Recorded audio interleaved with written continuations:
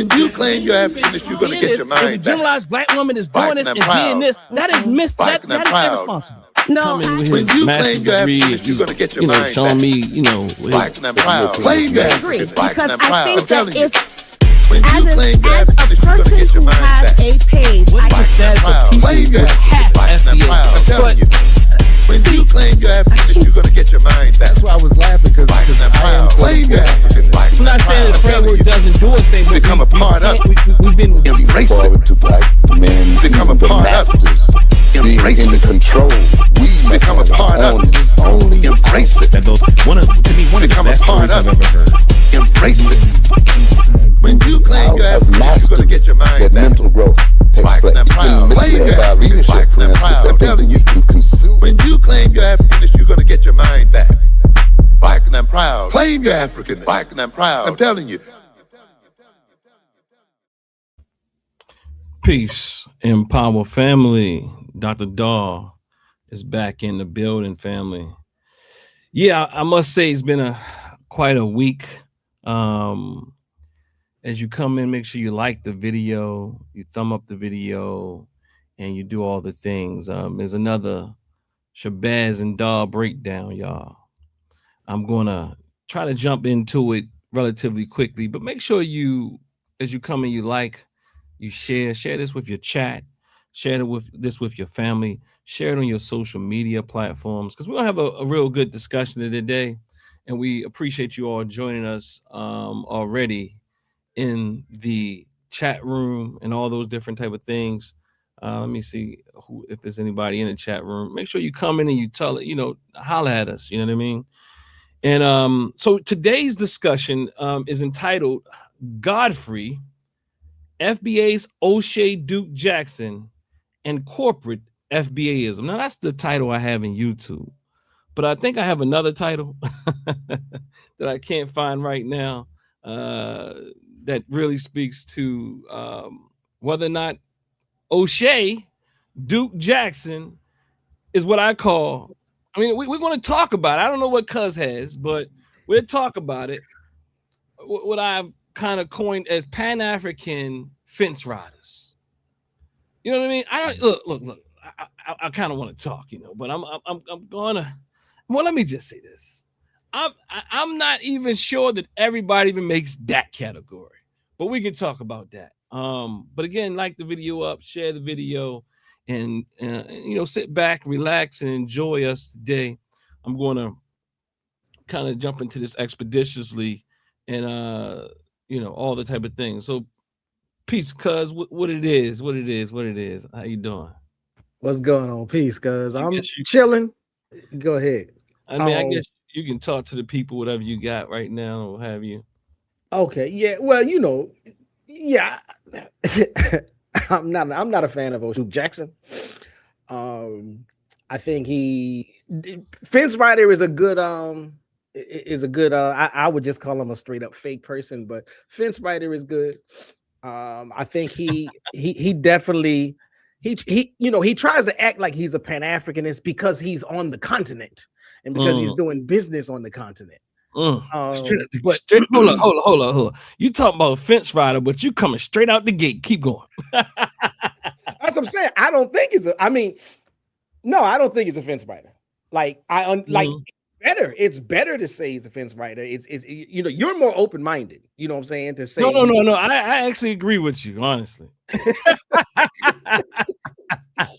I've seen too many of his videos where he's just like he's a dog and pony show for Tariq Nasheed and for the FBA zeitgeist, and he's always he does. I will say this though, he knows how to measure his presentation so he sounds like he's being balanced. He me sounds like Boyce Watkins. You know what I mean? Like, I don't know if you know Dr. Boyce, but Dr. Boyce he can put it on you, make you feel like he's really he's coming from a place of heart, and that he has feelings and all that type of thing. And family, he try to hit on those, emotional heartstrings. You know what I mean? But yeah, go ahead. Mhm. So I mean, I agree with you, but I agree with you. You know what I mean? Look, I typically try to give some people some suspense, but we talked about fence riders. But I'm saying straight up, we might as well keep it going with the chain link fence and come straight out the gate with proper perspective. Go ahead, proper. Well, like I said, and that, yeah, the way you do it is it's a little bit better. I But don't know about that. he just, like I said, from what I've seen of him, I'm familiar with Dr. Boyce Watkins. He always struck me. I just got the instamatic vibe of somebody. I was like, okay, I'm going the other way. So I can't really speak on him too much. But with Oshay, I sort of, the first couple of videos that I found of his, I was interested in. As I delve into them, I was just like, well, hold up, I disagree. Well, hold up, I disagree. Well, hold up. By the time I finished the video, I was like, well, man, this is not nah, yeah, fence rider. He's playing it. He's doing most of what he, like, even in this video where a lot of the stuff that he is trying to convince us that Godfrey is guilty of, he kind of shows his own hand that he's guilty of it. And so, and he's taking issue, like, once you play the video, you'll see. I'm just saying, I think the man got a wedgie going on, bro. I'm just gonna be honest with you. He's been on the fence so long. I mean, like, for real, he's on a fake fence. FAKE fence. I think he has a wedgie. You know what I mean? And I haven't looked at much of what's going on with Godfrey, but I've seen a number of Oshay Duke Jackson's videos. Somebody actually told me that I was in one of them. I didn't see it, but it might have been one of those, images when I don't know. I'm assuming it might have been a silent piece or something, where you just show images of people. I'm not sure, but nonetheless, I've been watching them too, yeah. Word. Yeah. So let me say this. So what's been going on your what you've been up to before we get into the analysis? And I do want, like, for those who are on this channel to go over to Cuz's channel and vice versa. But yeah, let the people know what you've been working on lately before we jump into this dialogue per se. Okay. Well, I've watch me draw a blank. Let me see if I can pull this thing up. So some of the past few topics that I have covered, I did cover an FBA rebuttal video on the water god, and now I'm forgetting what he was talking about. So forgive me on that. But I have I covered what I call the double standards with FIFA. And there's a brother online, I saw him on TikTok, who's trying to tell everybody to go out and buy Manning Marable's book, A Life of Reinvention, about Malcolm X. And so I covered that because like, it's a terrible book. Dr. Jared Ball will kill somebody if you heard him say right. that. But like the pro-black intellectuals got a hold of that book and was like, "Nah, we're not gonna let this stand." So they put out their own book to set the record straight. And I was just like, I would rather people, if you're gonna promote Manning Marable, you should at least promote the fact that a lot of people said Manning Marable's book was not worth reading. And this brother was promoting it like this is the gold standard of what you need to know and understand about Malcolm X. So I was like, all right, I'm gonna knock that out. So that I covered the Haitian stuff with Megyn Kelly and her outrageous, clearly African, clearly hating everybody perspective. I've done several videos on just FBA and ADOS lies. I saw you do one on the real Dana that I thought was pretty cool. Okay. I saw a video today, right? And it sounds like, to me, in some ways, it sounds like the real Dana has like she's out of her mind at times, most of the time. But she seems to be a lot more, like about 75% more rational when Judge Joe Brown isn't around. She seems to be a bit more rational when Judge Joe Brown is not in her ear. I mean, I'm not saying I agree with her holistically. I'm just saying I saw a video today I really want to break down. I mean, I can't remember what it was about either, quite like you. But she definitely, you know, sometimes, you know, as they say, one of the things that Dr. Myatt said she was going to start doing was this hashtag pass the mic. You know what I mean? And I was thinking, you know, we might look. I can take that from my dear sister. Hashtag pass the mic. You dig what I'm saying? But yeah, you know, I mean, so what else? What else is going on? So, but I mean, that's kind of like the gist of it. I did do a breakdown on one of Dana's videos, and I think I got another one coming. But yeah, like the video, I think the video that I did was covering well, the one I'm working on is covering some of the stuff around birthright citizenship. So I think I touched on that a little bit in the last one, but then I got like a more solid one because I'm centering I'm trying to center Ketanji Brown Jackson's written opinion versus Clarence Thomas's written opinion in that birthright citizenship case that is linked to the whole, you know, what's going to happen with the Haitians and the Syrians. So, and I will say that particular video by Dana's, no. That one I don't like almost anything she's saying. But there is another video where she is kind of sort of taking issue with Tariq Nasheed. I think I covered that one. And that one was I was surprised that she was a little bit more poignant, or rather that I was in so much more agreement with her.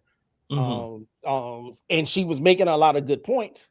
And actually that is it. That's the Water God video that I did. Because Water God TV was he said we as FBA is gonna cancel Dana because Dana said something about or against the leader, you know, the leader who's not the leader, Tariq Nasheed.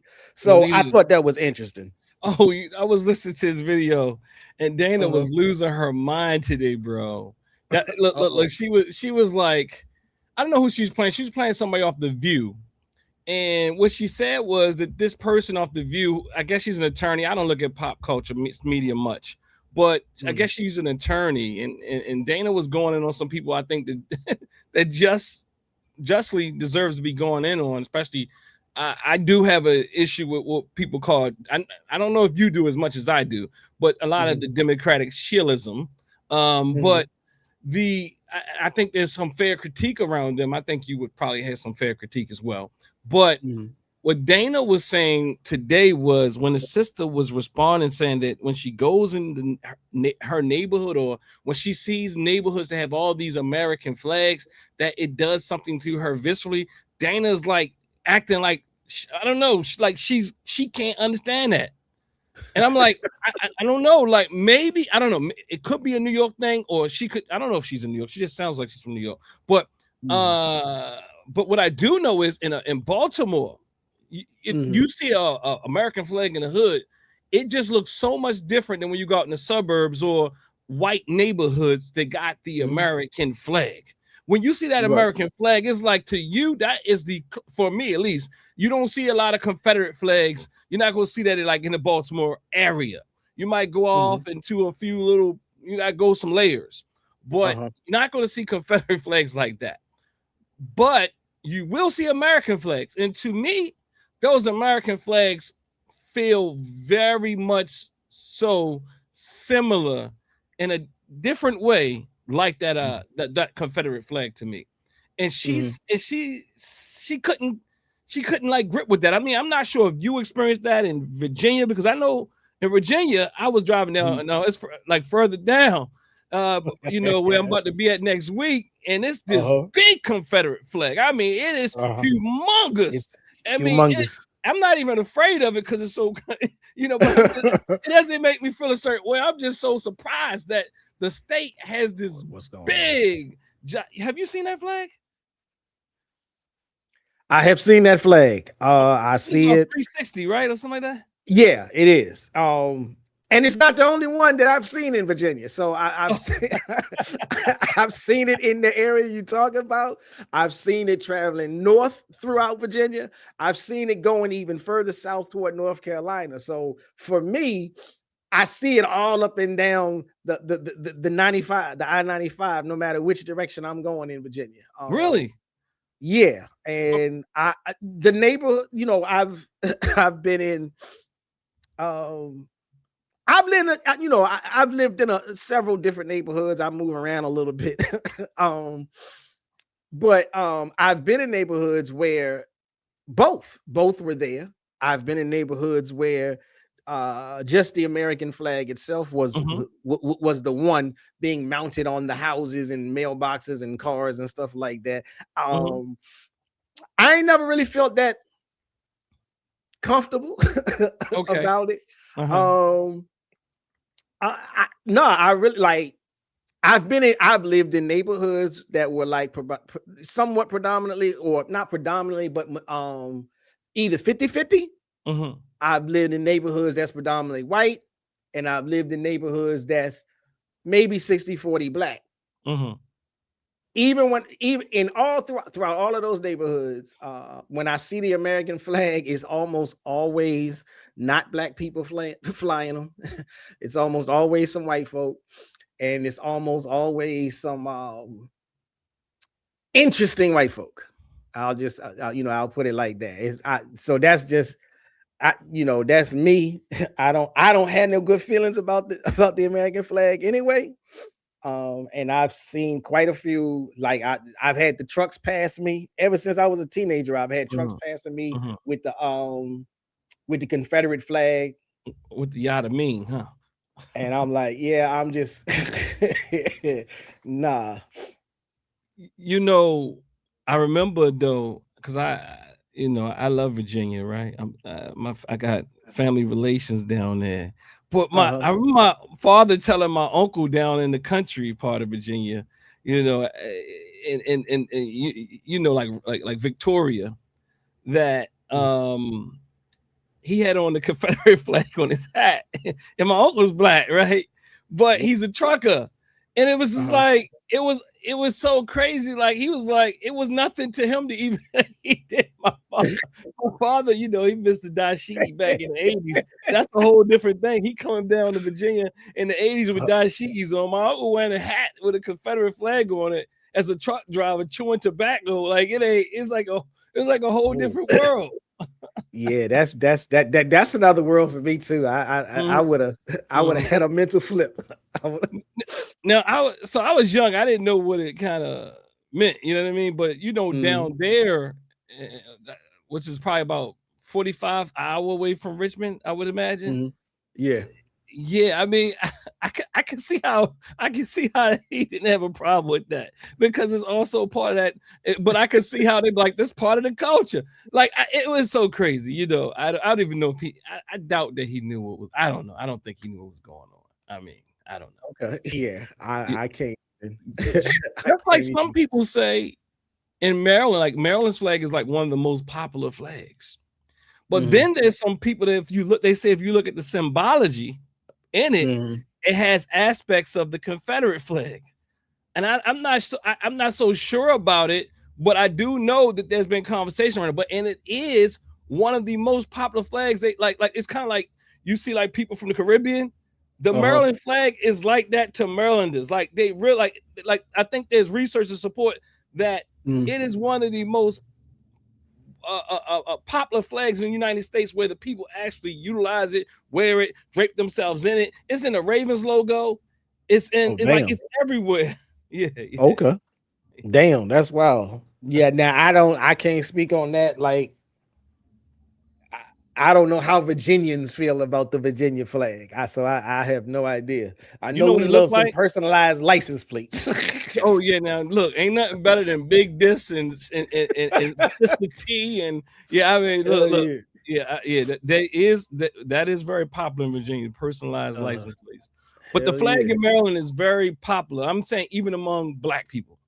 Oh damn! I mean, you would like you'll get some sneakers with it. Like they literally have sneakers with it. You gotta remember Under Armour and different places are here in Baltimore.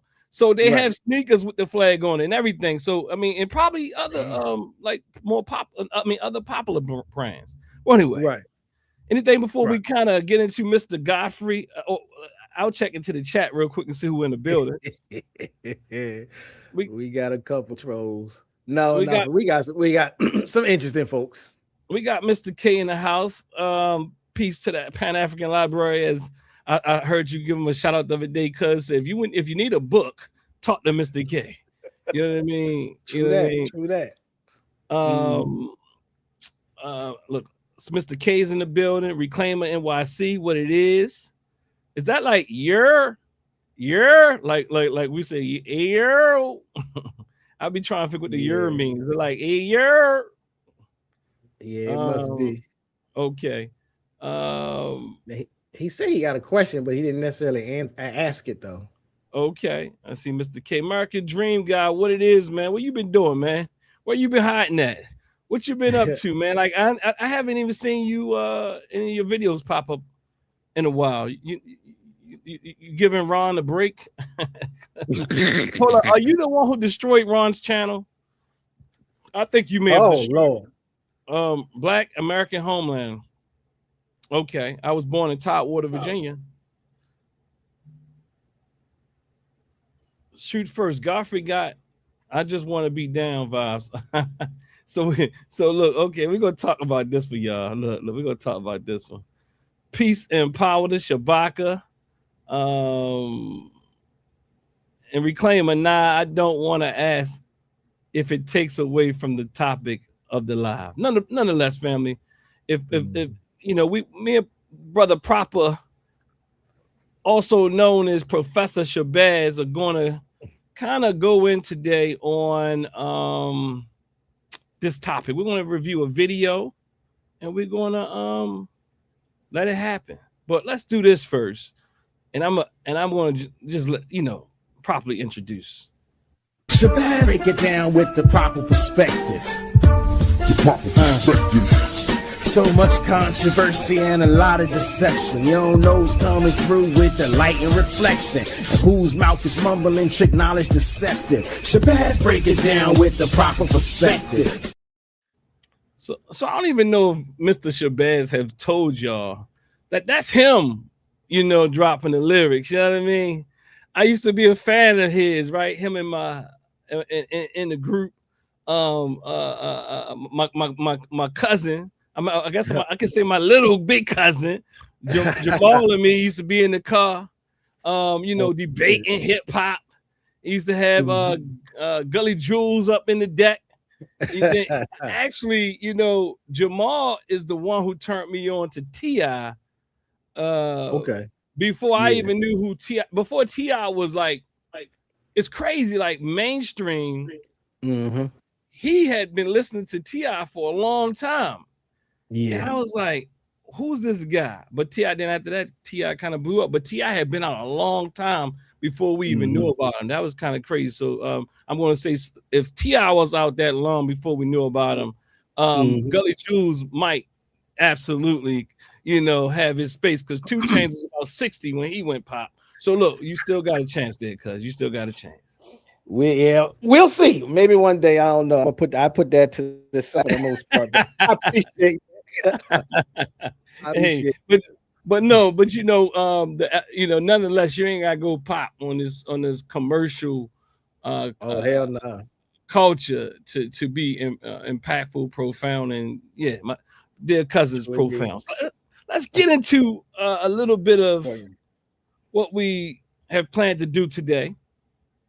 There's a video, and let me just kind of escape it so I can it's entitled "Godfrey Shouldn't Have Said This About Black Americans." And cuz anytime you need me to, this is from Oshay Duke Jackson's channel. It has 32,000 views. Me and my cousin, it has I think we kind of came out the gate and said we don't even know if he is a Pan-African fence fence rider. You know, well, we'll talk about that. let's see how if we change our minds a little bit. In other words, we're saying that right now we don't even think he makes that cut. Since I'm this tether, I won't speak up for any of you guys. How about that? How about I don't speak up for you anymore? And this is in 1.25 speed, so just know that it's a little bit faster than typical, so that we can get through it. The comedian Godfrey has a YouTube channel called In Godfrey We Trust Podcast. And once a week, he does a show, and it's simply called Godfrey is Live. And it is, in fact, a live show. And last week, Godfrey went sort of viral, or at least partitions of that episode went viral, when he was discussing some of the criticism of his new podcast, 154, with a guy by the name of Akbar. He had some frustrations about it. We're just working it out. And the fact that we're actually having an effect, it's important, because I go, oh, you said this. I go, that's cool. I said, but man, we talked 2-3 hours of and one interview slips through, and then you go, one slips through. Oh, you said that, and it's like they're sitting there going, "What's he going to say?" Godfrey says it's a 2 to 3 hour podcast that they're talking to another guest, and what people do, they nitpick certain scores of information just so they can call him names. And he's saying, like, listen, that's really not the point of 154, because and CJ, he's a Black American who actually came up with the concept, along with Heather, who's a white lesbian. They came up with the concept of 154. So shut the f up. Like, there's a Black American had the wherewithal to go, why don't we create a show like that? Now, 154 has been called anti-Black, especially with some of the guests on there like David Oyelowo. And he's saying, listen, the person who started the because if you want me to stop at any moment, you can. Okay. Go ahead, though. Go ahead. All right. I'll tell you. Podcast is CJ, a Black American. Then there's also Akbar. And then there's Heather, a white lesbian. Huh? Okay. I guess that does prove that 154 podcast is all about diversity. Got him. But this is what got him in trouble. I'm not sitting there going, oh, I'm foundational Black American. I don't really give a. I just care about. It's dumb. It's stupid, and it feels like when we talk about that, somebody's getting paid to do that, because I don't give a. I think we all look alike. I just want to make sure. I just believe in justice for Black people around the damn world. Now, I'm foundational Black American. I don't really give a F. It's dumb. It's stupid. And to be honest, this is a corporate Pan-African response. Now, to be honest, I don't know if this is really what I would consider a diss, because Godfrey grew up studying some of the greats. Amos Wilson. Notice he used this term, a corporate Pan-African response. Right. And I'm calling him a corporate FBAer. Practice corporate FBAism. And I mean, Louis Farrakhan. If you look at some of the educational infrastructure of some of the, most well-known Black intellectuals, it's typically Pan-African centered to a point. Not all the time. Let me tell you what he's really good at, cuz. He's really good at showing, like, and maybe Mr. K might have the proper word for it, or the proper tactic. But the reality, what he does really well is he'll paint this picture like he's down and he's trying to give you this positive part. It's kind of like when people, you get that letter at work or somebody that you're working with, and they tell you, oh, such a wonderful day. I really appreciate you. And you know that right before maybe the third line, it's going to bend and it's going to go south. We regret to inform you. We regret to inform you. Perfect. And that is what he does so well. And then people tend to believe this guy because he seems so innocent, and it's so crazy because I saw a video the other day, and even I was talking to my father about it, about the Essence Festival. And I know this is a bit off, but I'm just telling you, some of these FBA videos, and they're trying to clean up their brand a bit and be a little bit more, they're trying to act like and act calm and not say negative words as much, but they're very condescending, very like this type of stoic position or disposition. This guy Daniel that I showed you about, like, people literally believe him. He got Caribbeans and Africans, and sometimes I think he does what Tariq does. I think he gets fake callers to call in that he can like role play with and things like that. But you want me to go back to the clip or you got something? Well, I was just gonna ask Daniel, is that like a really light skinned brother? No, Daniel's the brother, if you remember, if I think you were here for at least some of it when I broke down his brother's video, and I said he looks African, but he said he's not African. He's the one who had the Unk chain on, is like a gold chain, but he's saying he's FBA and all that type of thing. Okay. So Mr. K, of course, says social media propaganda. Mr. K, we thank you for the super chats. FBA propaganda, social media propaganda. He says, Mr. K said Oshay is gifted at social media propaganda. Yeah. Mr. Reclaimer NYC says, I put the Mr. on, we going with the Misters. He lucky he in Uganda, you know. And yeah, and as you said earlier, because what Oshay typically does is he plays on the fact that he's in Africa, and he know that hits that right there. It makes us not. It's like an intellectual conversation stopper for people who struggle with critical thinking. And what do I mean by that? Like they literally think just because he's in Africa that he's a real Pan-Africanist, and that somehow he's more Pan-Africanist than other people who really espouse the philosophy and the theory, and that makes him more Pan-African.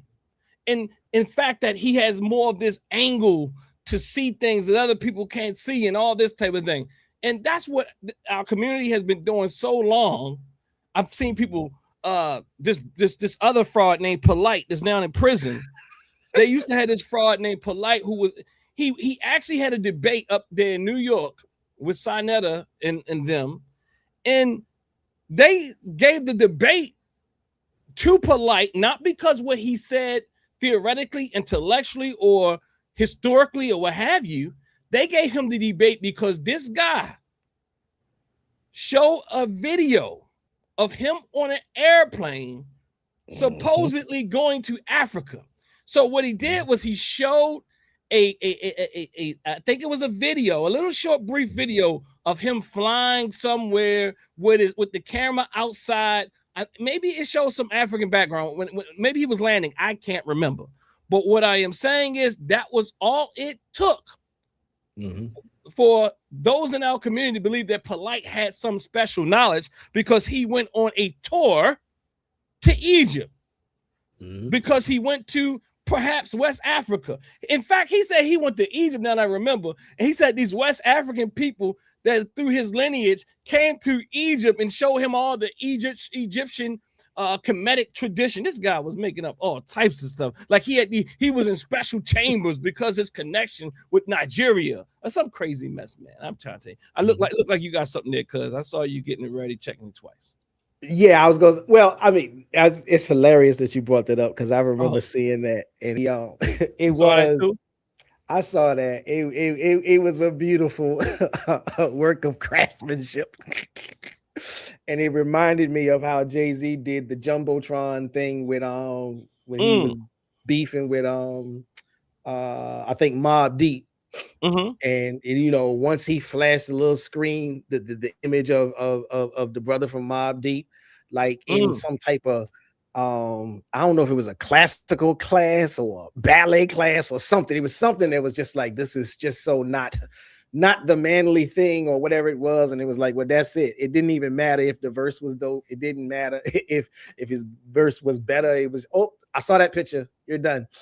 But that's a lot of the I started calling it baby brain thinking. I microwave mentality, very surface. And so even like in the clip that you've already played, you know, to some extent, what he is doing, now I may not be able to say this word correctly, but there's this logical fallacy type of thing called captatio. What's that? I think you're good now. Okay, captatio benevolentiae. It's a Latin word meaning capturing goodwill. And that's one of the things that Oshay does. He likes to come across like, hey, I'm gonna be cool-headed, I'm gonna be level. See, I'm trying to give you, a real even-keeled analysis. Right. So it's capturing the goodwill before he throws a dagger into the middle of it or throws a grenade into the middle of it. And so he does that. His whole entire framing is trying to come off like I'm gonna give him credit for this, family. I'm gonna give him credit for that. But you see what we gotta understand. And so they also call it poisoning the well. And so that's pretty much that's very much what he does all throughout that video. He's poisoning the well, and he's playing. The other thing that he does, and this is something that FBAs do all the time. Like I said this the other day on my show. I said, there's like a ladder. There's a ladder of bullet points. And so FBA starts off and saying, this is about reparations. Now, if you have a substantive conversation with them and you can show and prove or embarrass them and make people realize they really ain't about reparations, then they jump down to, this is about delineation. Now you start talking to them about delineation and you show and prove that ain't really what. Then they come down to, this is about we need a better name. We need a new name. And that's like their last, that's the last leg. And what he does is just try to keep promoting, I don't care if you disagree with me about reparations. I don't care if you disagree with me about whether or not we're going to delineate it. At least, we are foundational Black Americans. And see what Godfrey is doing is he's attacking all of us African Americans but see, you got to understand, we really foundational Black Americans. He's attacking us.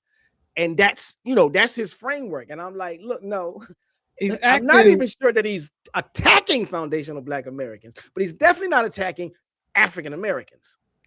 Absolutely. And I think you make a great point. And what I'm thinking about now, just like a simple word, like poisoning the well is one like that.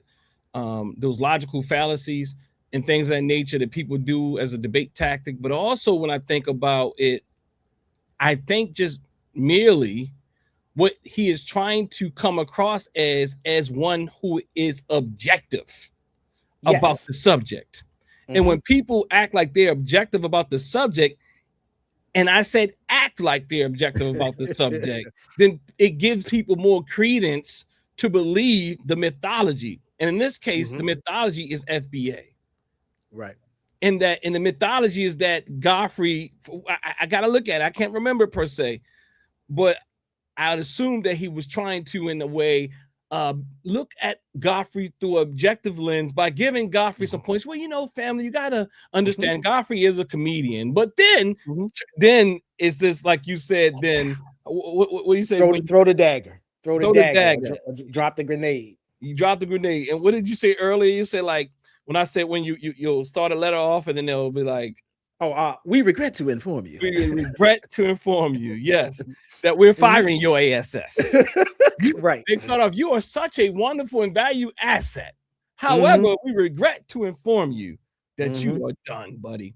So let me get back. You okay? You want me to push the play? No, yeah, go ahead. But it is there. So in this last 10 to 15 years, when you're seeing hashtag ADOS and you're hearing hashtag FBA, that does to a person like Godfrey sound like some level of division. I honestly believe that's probably what he thinks. And this is one of the problems with corporate Pan-Africanism, and I'm going to talk about that in just a second. But people did not sit well with this. And this brings us to what happened a few days ago, because a caller called in and said this. Hey, listen, I just want to say that I'm proud of Godfrey for going off last show, because you've been kind of straddling in this whole FBA thing. So this Haitian guy who was born in Haiti and moved to the United States when he was 4 applauds Godfrey for making that statement about FBA. And then they're in the comment section bitching at everything. I feel like not all Black Americans, but a lot of them have become the offended by everything, ashamed of nothing crowd. You know what I mean? Boy, you don't sit your stupid ass down. Who the f you think you is? The hashtag foundational Black Americans are always complaining, looking for things to complain about.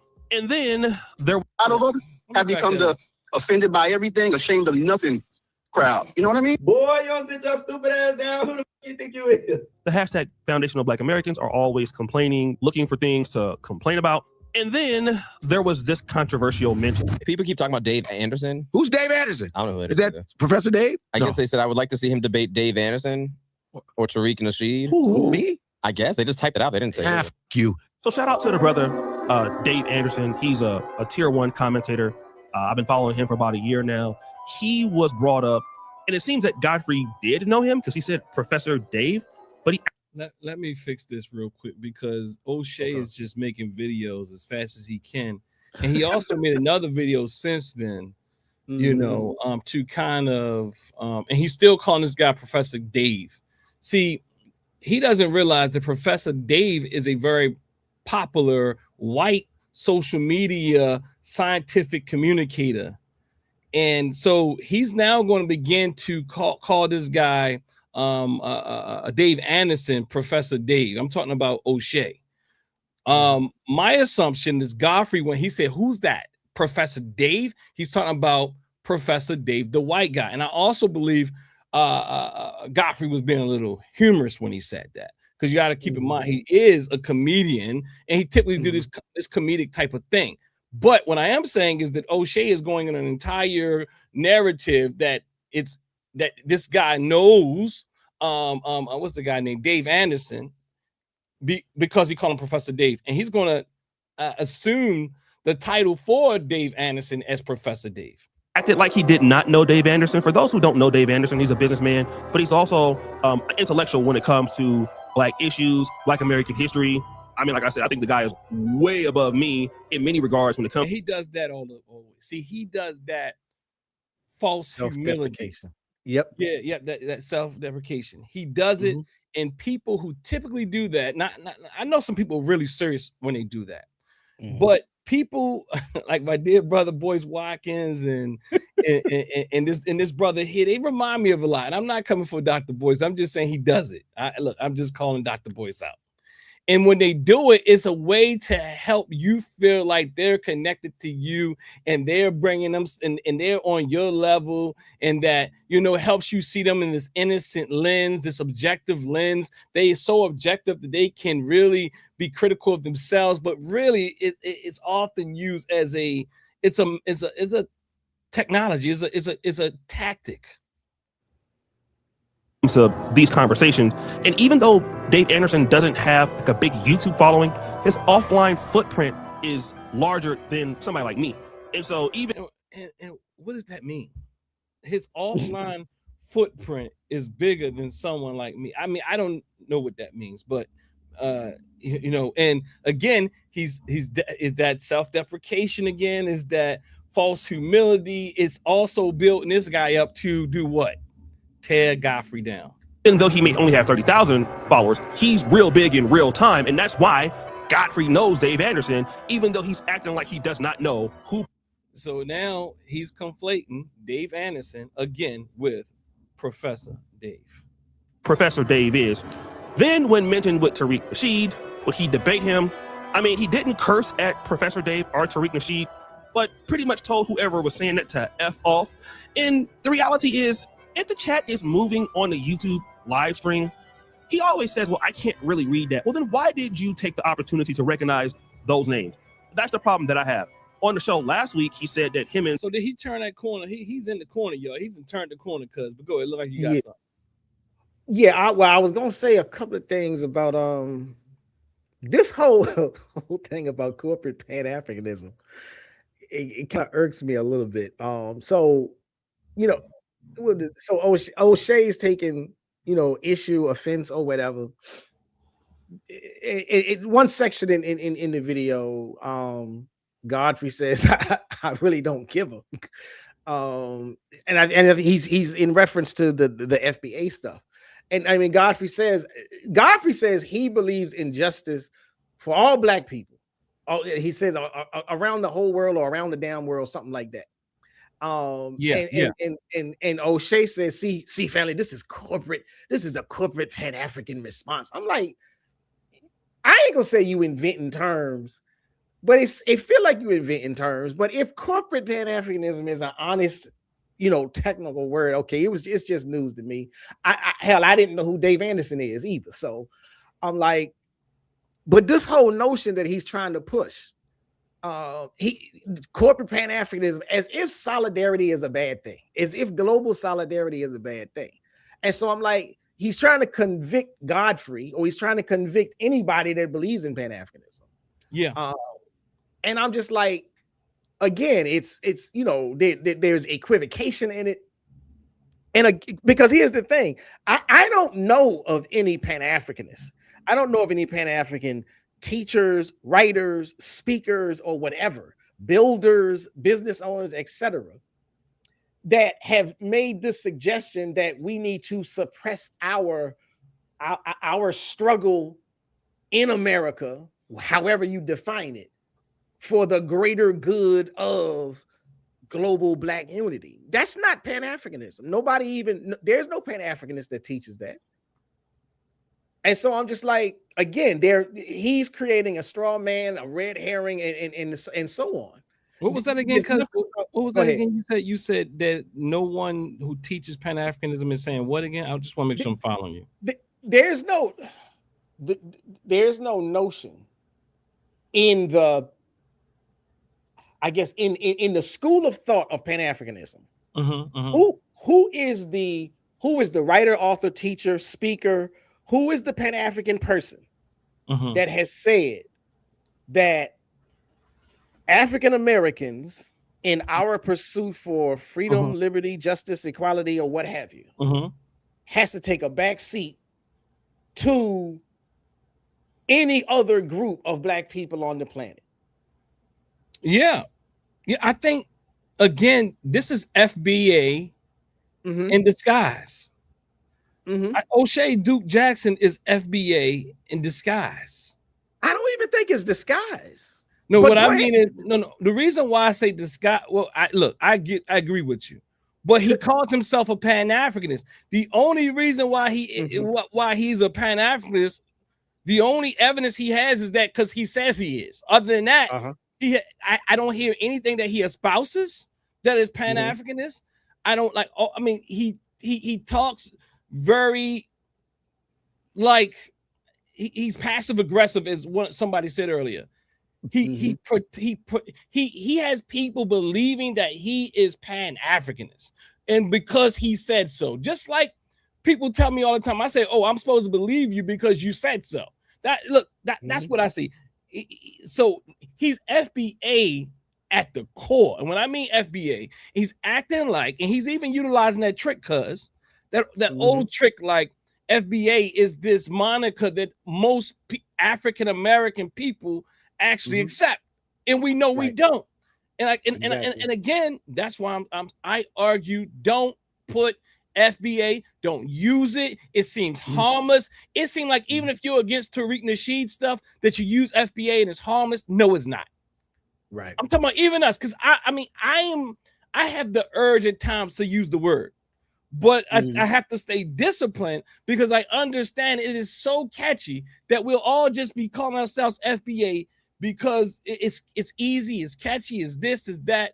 And man, I'm telling you, it's so many lies going on. Even with this, I'm going to backtrack just a little, because even this Essence Festival, I mean, I talked to some people recently who went there. They told me it was African American at the core. Right. They told me it was like, I said, how much African stuff was going on. No, they told me that you saw little hints of Africa, and you always seen hints of Africa in Essence and Ebony and all these different type of things, and the festivals we got, and even the festival here in Baltimore called the AFRAM. I'm glad the mayor, I don't know if I agree with him, disagree with him, but I do like some of the things he do say, even if I don't agree with his politics. He says, look, AFRAM is a big, one of the biggest, and one at one time was the biggest on the East Coast African American festival. And he said that this is paying homage to our Africanity. But I'm going to turn it back over to you. But Godfrey, Oshay Duke Jackson is no Pan-Africanist. Don't let him continue to keep lying to you, saying he's Pan. He's been doing it for years, and I've never seen it. He's damn sure not no African-centered Pan-Africanist, and he damn sure ain't no revolutionary Pan-Africanist. We must ask him, what is his strand of Pan-Africanism? What is it?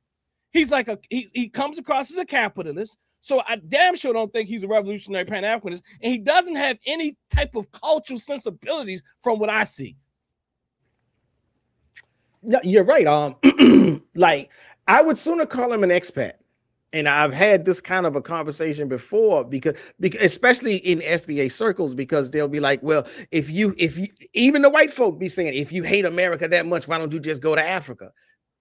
Even if I do, that doesn't make me Pan-African. That makes me an expat. That's where they got it from.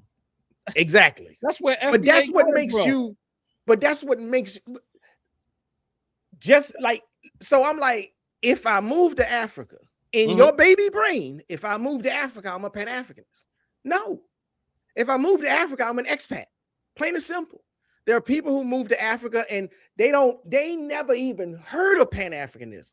There are people that live in that move from America to Africa just because the job that they work at said, we got this place for you over there. You're going to go over there and set up shop.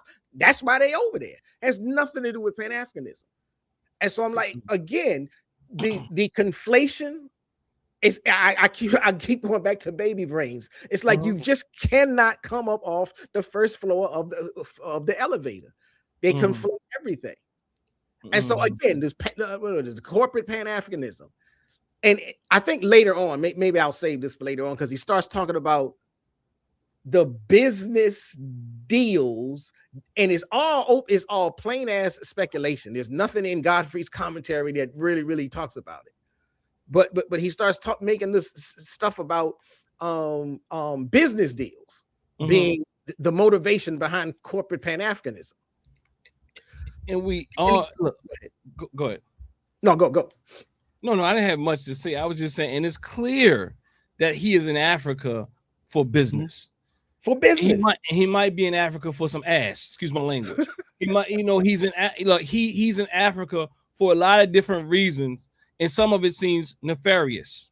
So what I'm saying is, and I said seems, I mean, because something ain't right about dude. Something ain't right about dude, and he knows how to play that friendly looking, round cheek, chubby face guy. It makes you look, friendly. A baby face person. You look friendly because you got glasses on, or you got a baby face. Like he look, I can see through the baby face. Nah. He's a fraud. I'm sorry. I'm just gonna have to put it there. He's just better than Umar. He's better than Tariq. I don't know what Tariq is. Tariq's pretty good. I don't know if Tariq's pretty good. Let me just, because he's an FBA, but he's better than Umar. This guy is kind of, I'm telling you, he reminds me so much of Dr. Boyce Watkins. He becomes the victim. Oh, I wanted to be Umar Johnson's friend. Dr. Boyce, I remember he kept saying that years ago. You wasn't worried about being no Umar Johnson a friend. But what you do well is you find every day. Look, just think about it. Oshay Duke Jackson thinks every day how he can continuously create content to put out there to keep his algorithm and keep these clicks, views, and dollars coming in so that he can do whatever the hell God knows what he's doing in the African continent. Well, I ain't trying to cast aspersions, but he has, I can't say this with definitive fact. He has two primary, I guess, like show productions that he works on. One of them is a dating show, and the other one is like a not politics, but a social commentary type show. And I'm like, okay, so you started in the dating lane. So if you want to have some some spurious conversation about his incentives and his backgrounds, then you can start with the dating show. And I think he even called it the Pan-African dating show. And I'm like, yeah, okay. That's Pan-African for you. That's your concept of Pan-African dating. I remember he went there, and this sister, I can't remember her name, DJ something, Genesis. and she started saying it's some fishy stuff going over there with Oshay and them. In the passport bros. I won't repeat them here, but I'm just saying I haven't done enough research to look into it. But I do remember when Oshay went across the seas, and those people that he was interviewing, the sisters off the streets, that people have made some level of some theory, some conceptualizations. I haven't looked at it enough, but what I do know is this guy, I don't know what's behind that face. I don't know what's behind the camera. I don't know what. All I know is my spidey senses tell me this guy's a fraud. And what do I mean by fraud? He ain't who he say he is. That's what a fraud is. He is not who he professes to be. And I'm saying it's clear that he's not a Pan-Africanist. That is a part, the least, that is at least he's not a Pan-Africanist, and he's fraudness with that. Lord of Slaughter says he went to Europe first. Yeah, I think I did hear some stuff about, before he went to Uganda, he was in Poland, I believe. So what kind of Pan-Africanist is really in the manosphere for real? I mean, again, he says he's the creator of the manosphere. He said he's one of the creators of the manosphere. He does all these weird things, and then he supposedly have a MD from another country. Like I haven't done enough research on him, but what I do know is a lot of bells are being rung. I think Tahaka Bay did some research on him though. But all I'm saying is this guy is a fraudster. He comes on here, he tell you he's a Pan-Africanist so that he can open you up to just break Pan-Africanism down. It's kind of Philip Scott does the same thing, but go ahead. Oh, okay. So yeah, a fraud. They tell you, it's like me. I should start a channel. If I do it, y'all don't get mad. Just know I'm faking like them. I'm gonna start a channel called FBA Den. I'm gonna use Den, it's not Ausar. FBA Den.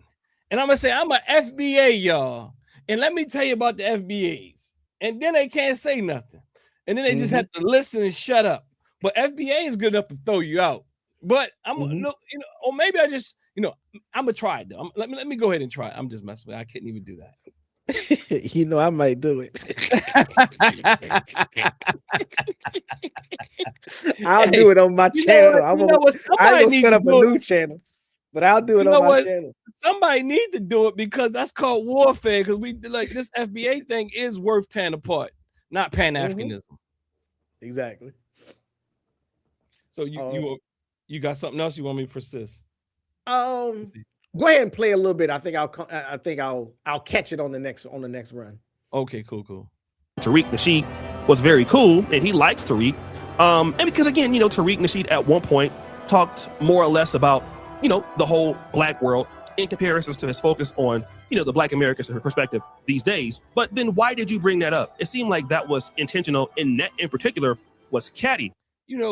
The craziness about it is bringing it back up from what he said. Like, I lost it. But this idea that he's upset at Godfrey in a way because he's speaking negatively about FBA.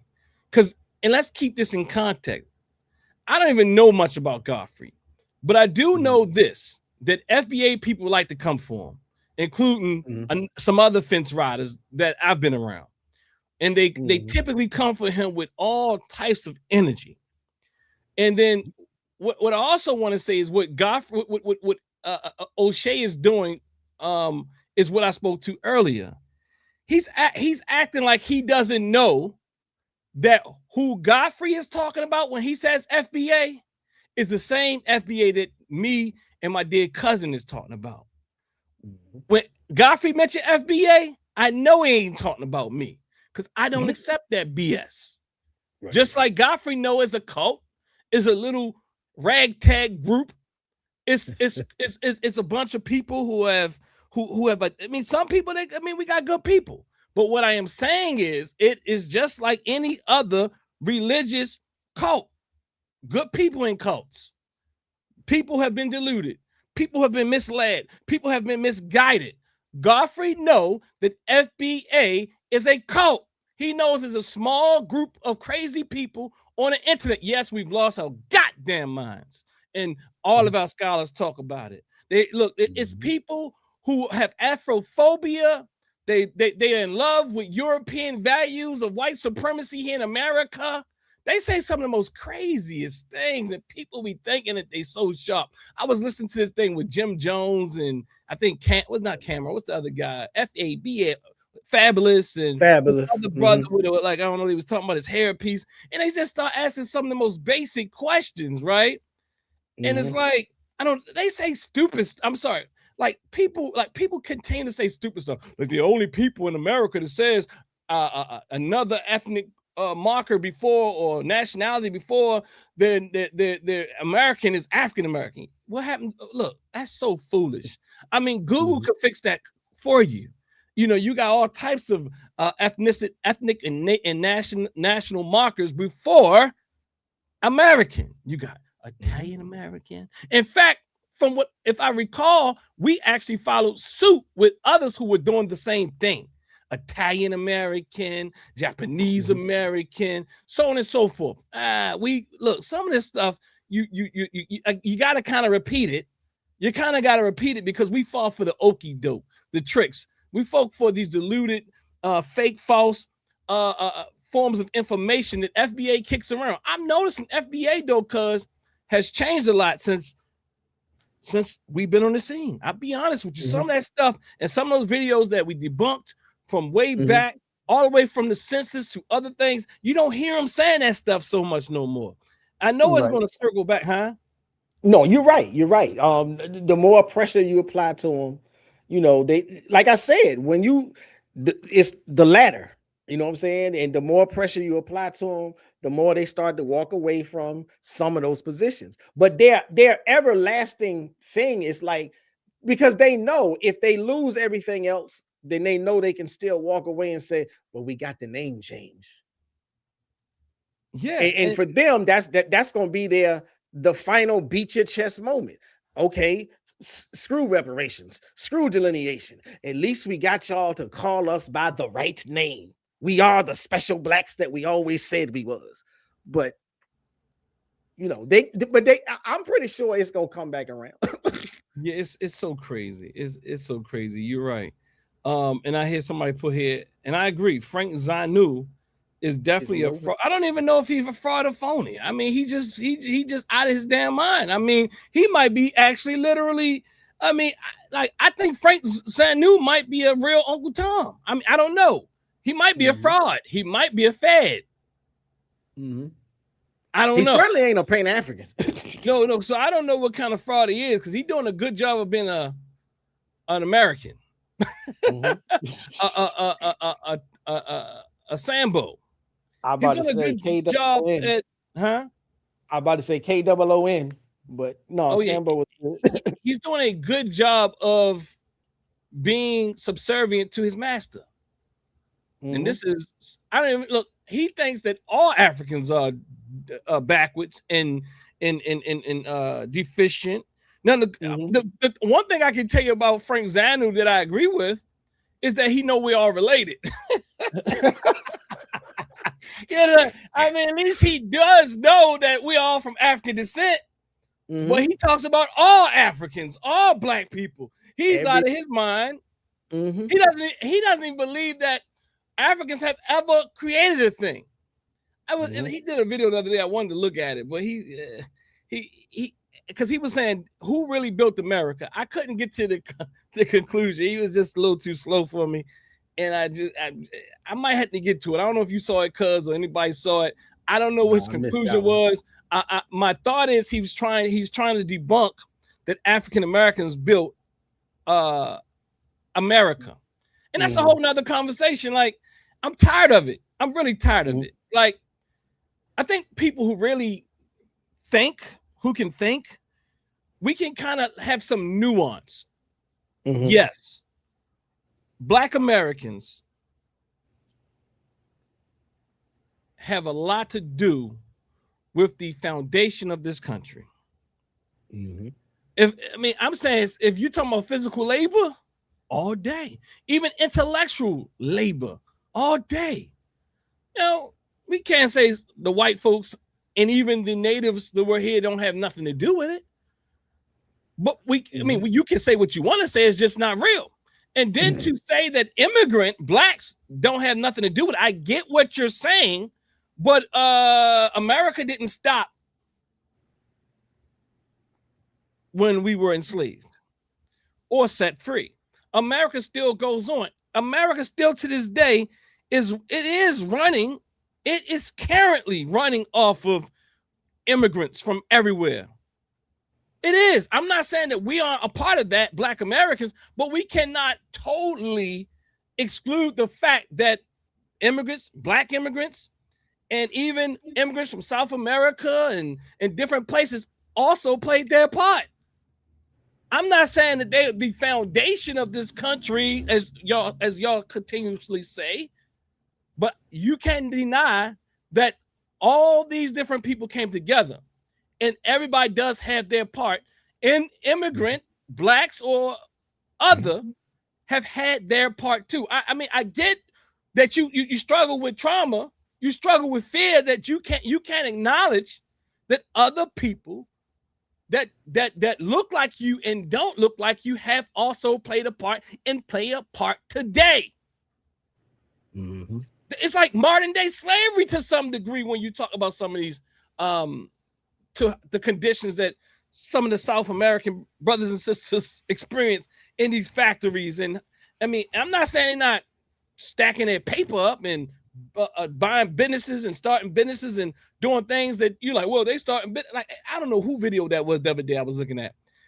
And it was like, yeah, you know, because the Latinos, what they're doing is they do come over here and work, but then they start a business and they got you working for them. Like, I mean, that's a different conversation. I don't even know what video I was looking at. Well, let me say this too. I know I had planned on a conversation around that we built this country thing before. I'm not sure if I actually aired it or not, but I found it very interesting because a lot of the FBA folk was trying to push back against Mamdani and a couple of the other people, I think in New York, that were, you know, when they won their elections and they made those speeches and they were like, you know, as immigrants, we built this country. And, you know, the FBA crowd for sure lost their mind. But the thing that I wanted to say, I was like, okay, again, I try to say this a lot when I am on my own show. I say a lot of times something sounds right and it feels right. And so you start feeling it and jumping along, but you got to check yourself. And I'm like, and I remember when I heard Mamdani say it and whatnot, I had the same energy in my mind. I'm like, wait a minute, is that a slight? He's trying to take what's from us. And I was like, hold on. Now, bro, you know, you do research. That's what you look it up.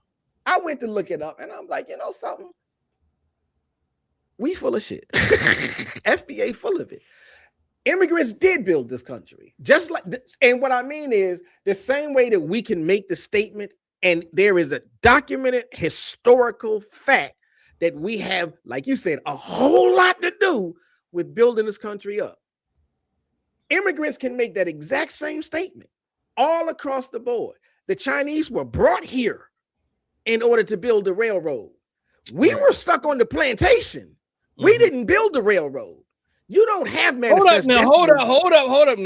Because we gotta correct that a little bit, just a little bit, because we got a common granddaddy who was a railroad man. Oh, okay, but hold on. But was he on the train or was he on the tracks? No, I think he was on the tracks. Oh, okay. My bad then. My bad. I thought he was on the train. Well, I could be wrong, but I can stand corrected, and I stand corrected too. But what I'm saying is, but I get what you're saying. Mm-hmm. You know, it still was the Chinese. Their primary whatever you want to call it, introduction. You know, when they were starting to invite the Chinese over here, they wanted them to build those train tracks. So if the Chinese say, "Hey, I built this country," that's not inaccurate.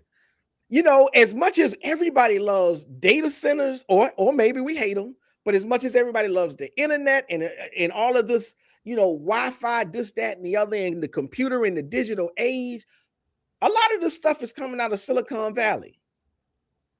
Ain't even a whole lot of white boys over there. You know, Silicon Valley is heavily populated with so-called immigrants or immigrant Americans.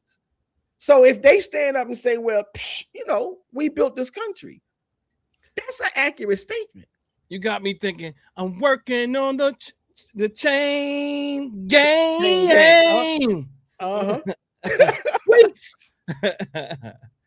So I'm just like, again, what FBA does is they get so deep in their feelings, logic goes out the door, facts go out the door. Hold up, brother. Hold up, cuz.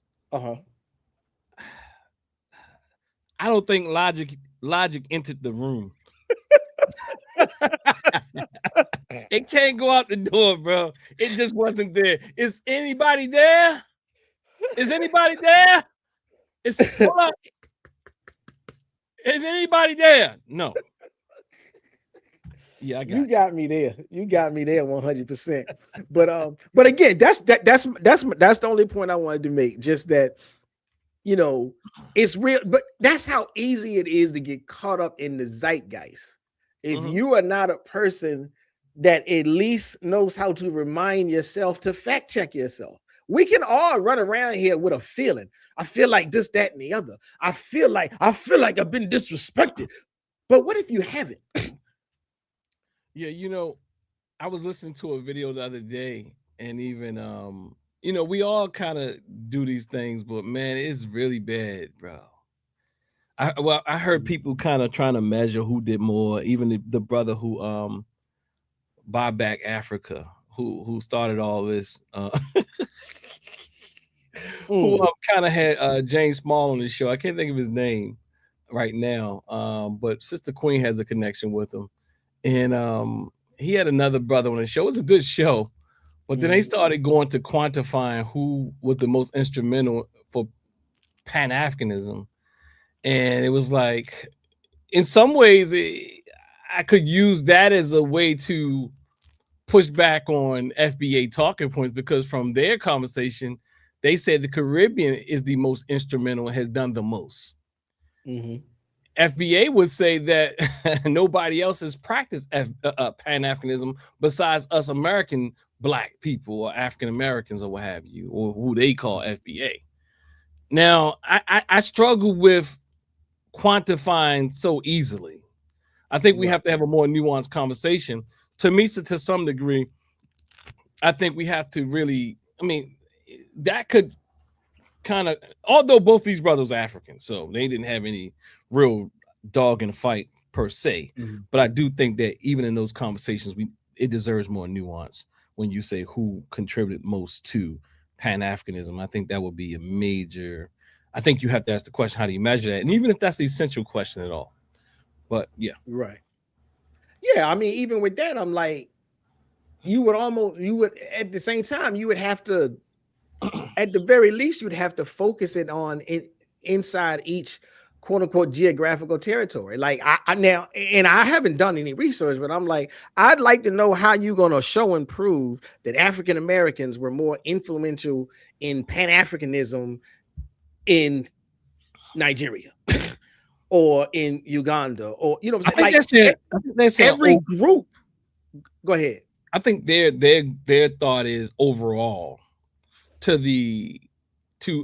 Pan-Africanism overall. And some of the examples was the first Pan-African Congress were from Caribbean people and things of that nature. So, I mean, they're measure. I mean, in fact, I don't think there's a need to measure in that way, but I'm just saying that conversation can serve as one that others have contributed significantly, which debunks Pan-African FBA's talking points.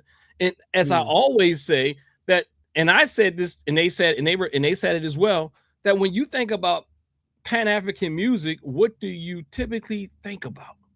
What is probably the most Pan-African art form? Now, no, go ahead. This is one of the That might conversations be- they had. Okay, that's a little tricky for me. I'm not necessarily sure what you was gonna say, No, or what they were gonna say. I'm like, that is a little tricky. because I'm like,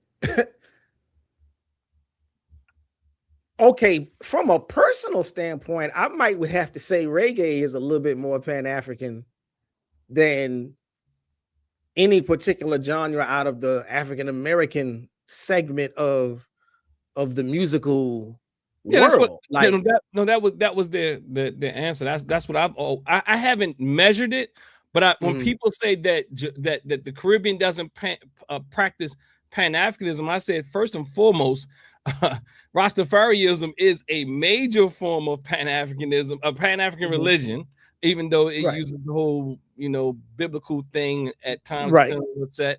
But also reggae is Pan-African music that's all around the world, one of the most popular art forms. Right. That comes out of the Caribbean.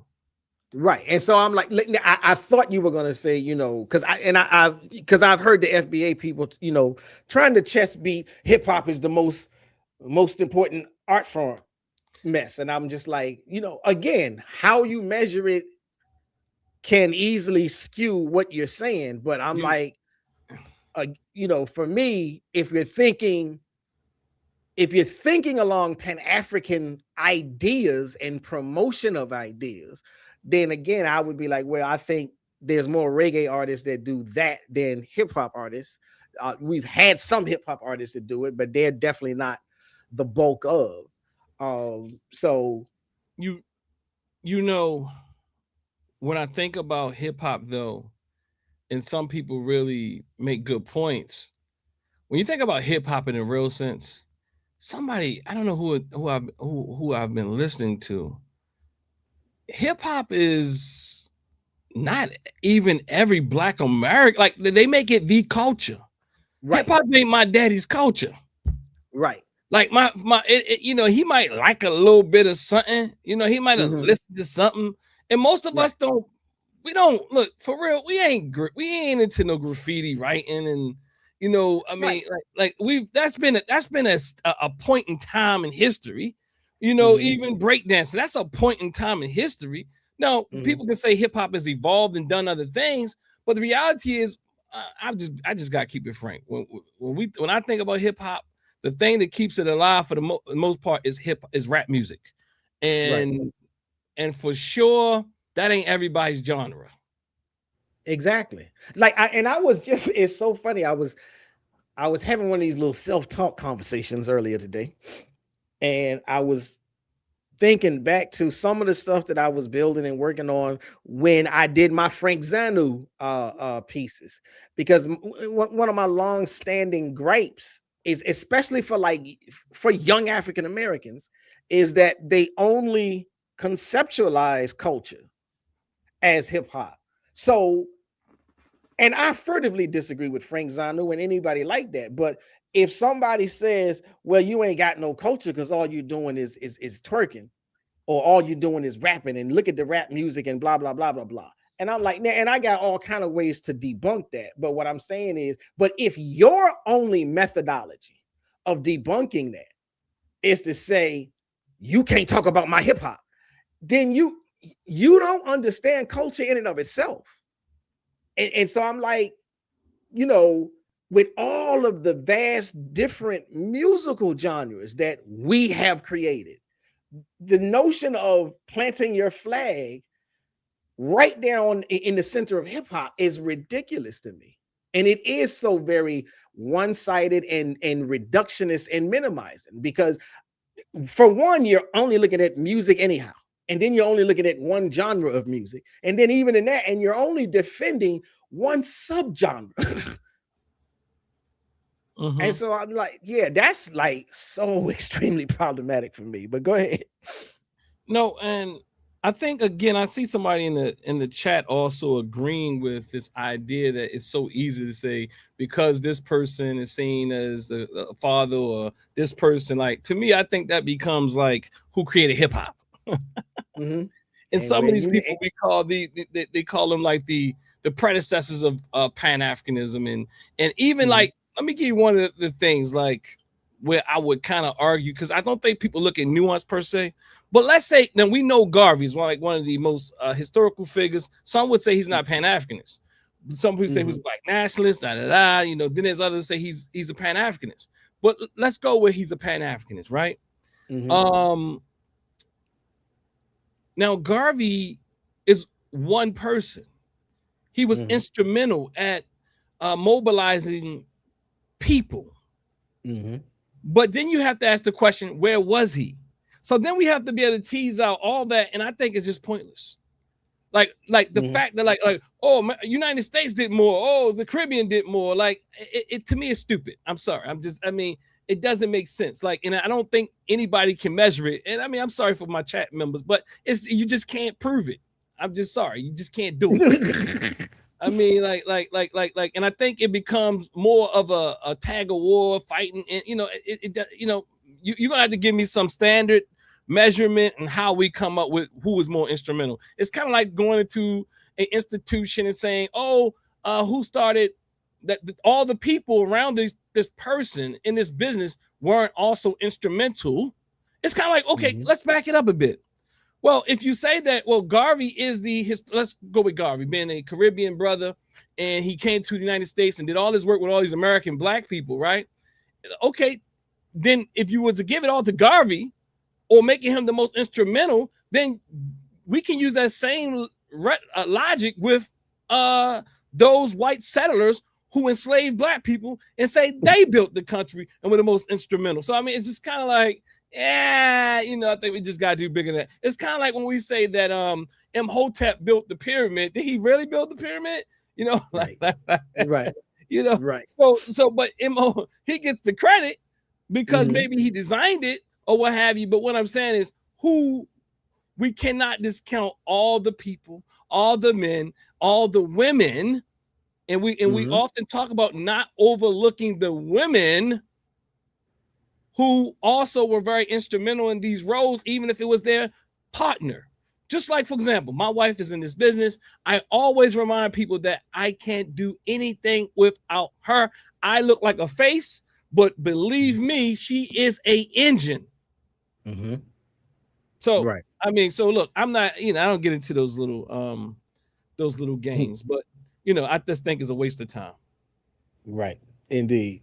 I mean, y'all can push back on me. I appreciate it, but because you want me to go hit play again? Yeah, hit play. But then it got worse because at one point when he was having this discussion, he got tired of being called a tether. So he said this. People want to try and disrespect me, but then I speak up for black women. But even in our business, we have taken chances on our careers to speak up for black women. And then I say one little thing, and then some black women go, oh, you went, I go, shut the fuck up. I speak up for you guys. That's the offended by everything. The time. So I'm no longer going to defend you anymore. Let's talk about that. Number one, I don't know who Godfrey believes that he is. And it's important that Godfrey does. Shut the fuck up. I speak up for you guys. And chances on our careers to speak up for black women. And then I say one little thing, and then some black women go, oh, you went, I go, shut the fuck up. I speak up for you guys. That's the offended by everything. The time. So I'm no longer going to defend you anymore. Let's talk about that. Number one, I don't know who Godfrey believes. Now, for the sake of conversation, okay, I don't, you know, I know that the word "shut the f up" could be very triggering. Say it again. Triggering. Yeah. Yes, right. And I think within context, we got to realize who this person is and how he talks on a consistent basis.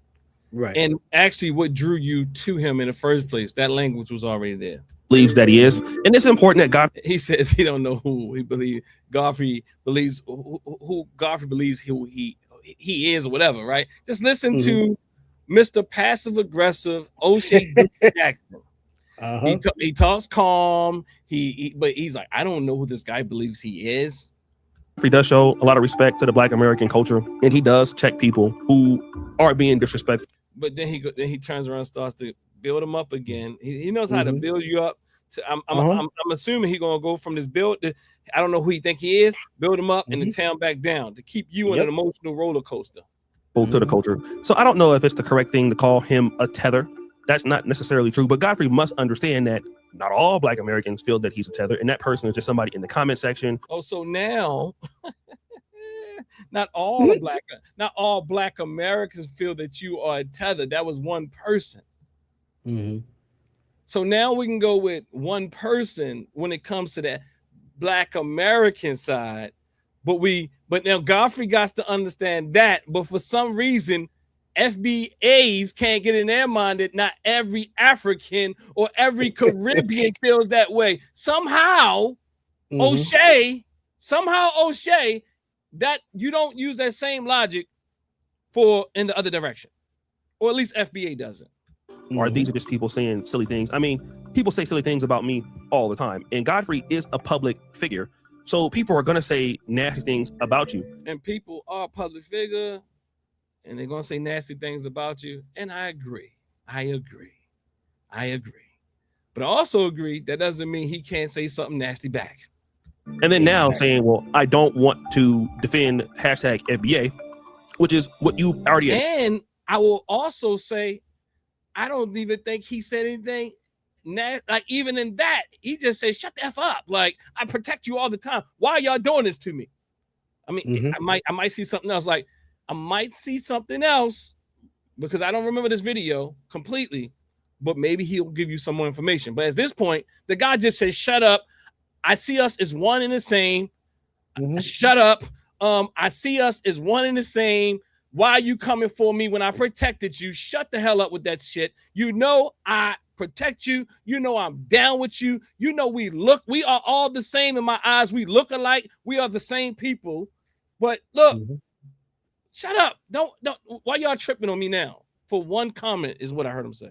Admitted that you built your whole career on. It's kind of like me saying, I don't want to defend what I believe has got me to my point. And if people are calling you names, then they're calling you names, which is what you already admitted that you built your whole career on, nasty things about you.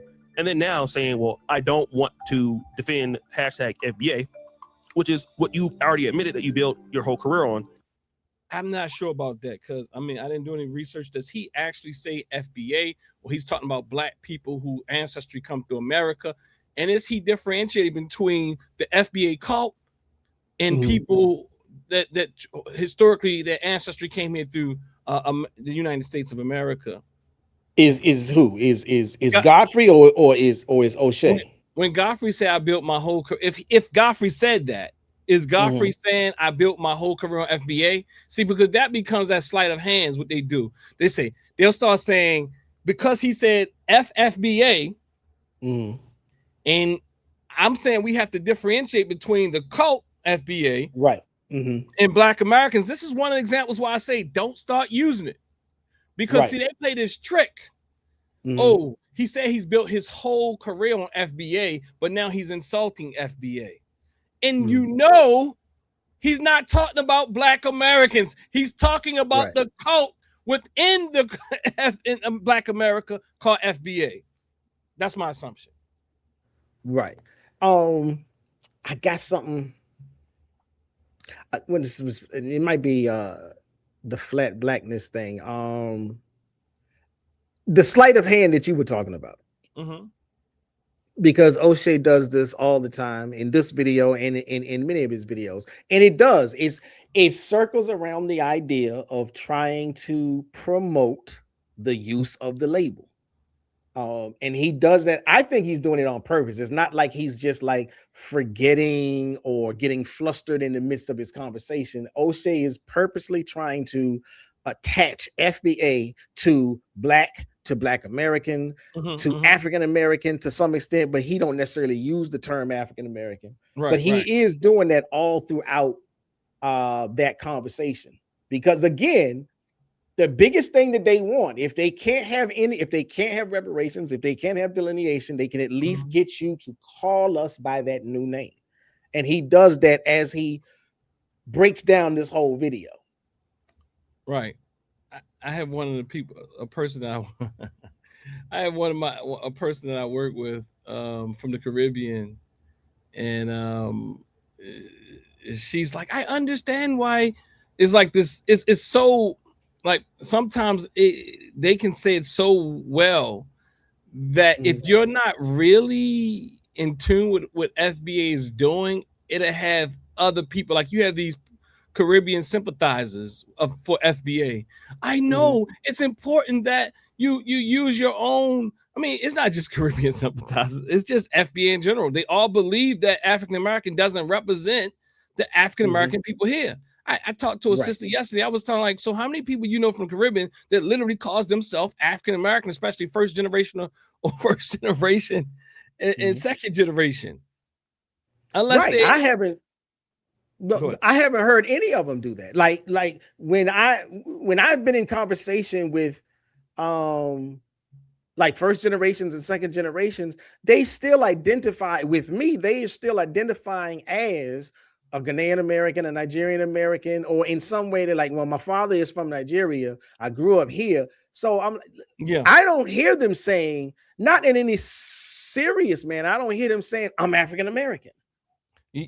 And that's true. And again, honestly, as I always say, a lot of people might use that American for paper reasons, but typically I don't hear Caribbeans or Africans or anybody call themselves American on the end either.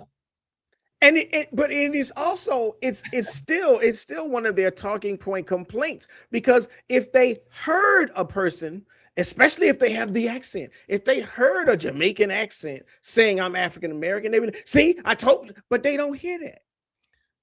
And then they say, well, you got to get reparations, and I don't want to take people. This is a sympathizer. Like, I don't want to take other. I think it's important that African Americans get reparations. And, so the name is important. So FBA is important. And in some people do use African American. In this particular case, it was really real that the reason why a person from another country who grew up here, probably first generation, born here or here from a young age, what they would typically do is say African American is a form of solidarity. In fact, I already knew. I told the person, I said, I don't even think my wife even thinks about a label, honestly. I asked my wife, I said, so how do you identify, babe? She said, I never even thought about it. I've never even thought about it. You know what I'm saying? But then they trick you with these forms because they got it says African and Black. What they're measuring is something totally different, fools. I'm sorry. Pardon me. They're not saying these people getting your reparations, because the form says, like I said, if it's that easy to change the name, I keep telling people, what's stopping you from now calling yourself FBA if we do change the name? It's not that easy. It has more to do with your ancestry. You're not gonna just be like, if it happened, in fact, it probably won't happen. But let's say we got reparations here in America, foundational whoever's. And so now you're just going to show up and you're going to get reparations because you said you deserve it. You're going to have all types of you're going to have white people up in that line with makeup on. You can have Rachel Dolezals, and you think that the only people to worry about is immigrants, Black immigrants. You don't think Rachel Dolezal is going to get up in that line? You like they got in the Native? You don't think there's going to be some stronger criteria? We out of our minds. Come on, man. All right, cuz I'm gonna push play. I see Mr. Rico. It's kind of like me saying I don't want to defend what I believe has got me to my point. And if people are calling you names, then they're calling you names. But everybody gets called names. So it seems like maybe he's been feeling like this for a while. And then he said this. How does this tether babble? How's this tether babble? My thing is this. My thing is this with the tether thing. Do you have a better argument? What have you read? That's all I ask. Since I'm this tether, I won't speak up for any of you guys anymore. How about that? How about I don't speak up for you anymore? So Godfrey, and he's also taking God. You see how he's manipulating what Godfrey and how Godfrey's responding, and he's actually responding. He had a smirk on his face, and he's actually debating a person, and he's trying to take this debate and try to spin it around. So, and he's also saying it. What Godfrey is saying is when he says that he won't take up effort, I won't take up for any of you anymore. Just to kind of like, and you could tell the way that he was responding. It was part of the debate. Like he's not meaning it like that, like he's saying it. Come on now, let's be real. And then basically saying, so it's kind of like saying that you're not going to take up for any of us no more. Come on, brother Oshay. Even if he was saying that, come stronger, man up. You know, testosterone up a little bit, bro. I'm sorry. Said that he's lost some deals in the past for defending black women, and he does use the B word, but okay, I'll let him slide, you know, because let's say, for example, that's comedy and this is what they do. I'm still trying to hear that Pan-Africanist Oshay show up in here. Look, bro, I haven't heard he's not even a fence rider. Oshay doesn't make it to fence riding category. He's just FBA all day. He tell you I'm a Pan-Africanist just to open you up to feed you FBAism. I haven't heard one Pan-Africanist point in his video. I mean, maybe I'm missing something. Maybe he said, you know, he even called Godfrey's idea about black people being the same and coming together and all that type of thing. It's corporate Pan-Africanism. And what does he mean by that? I'm not even sure if he explained what he meant by that. He doesn't. But I'm assuming, now you assume one thing, I'm assuming perhaps it has something to do with he's doing it for financial reasons. I'm not sure. So for shits and giggles, I won't even try to get. You about to say something?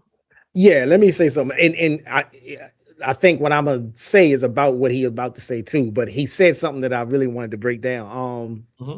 This whole thing about Godfrey made mention of putting his career on the line for standing up for certain things, black women, et cetera, et cetera. Okay, and that's cool to some extent. What I want to point out is that Oshay takes that and takes grand liberties. He turns it into something else. And I mean, and you can hear him. He said, I think, I believe, and probably, and maybe this and maybe that. But the whole thing is, like, what Oshay is doing is he's inventing a financial incentive that Godfrey didn't say even happened. Now, Godfrey said, I've spoken out on things, and in this business, when you speak out on things, that can put your career at jeopardy. But Oshay takes it to a different place and said he losing sponsorships. No, he ain't never said that. So Oshay is inventing a financial incentive, and he doesn't clarify it, qualify it. He doesn't pull up any receipts. He just keeps he's telling you that he is losing sponsorship deals. He's telling you that companies don't want to deal. That's not what he said. You know what's crazy? I thought, honestly, when he said that, my mind got triggered to James Small losing money in Africa. I swear to God. I thought that too. I thought that it's like I was like, I'm thinking he talked about James Small. Exactly. It's like, yo, okay, so maybe you had a mental hiccup or something, but I'm like, everything that he said is so much more applicable to the commentary that Professor Small said. And so I'm like, Oshay's this whole section of his video. Now, Godfrey clearly distances himself from FBA. Who wouldn't? He should. But so even if you say he's protecting himself or he's distancing himself to protect whatever this idea, he's a Nigerian American. He has contacts and connections, business relationships with Nigerian Americans. He clearly said he has contacts and connections and business relationships with other African Americans. So disassociation doesn't mean that that's just what it is. There is a general Black American doesn't need, I'll say it this way, a general Black American, because you don't have to be a Pan-Africanist, just a general. You don't have to have deep familiarity with the FBA framework and the ideology and the zeitgeist to want to reject to want to distance yourself from it. Any cursory look at the public rhetoric coming from all of the loud voices, the Tariqs, the Oshays, and some other names. The hostility, their divisiveness, their trickery. All of this idea about FBA being the special blacks. That alone is enough to make you say, nah, I'm going to distance myself from that. Most people distance themselves from FBA online.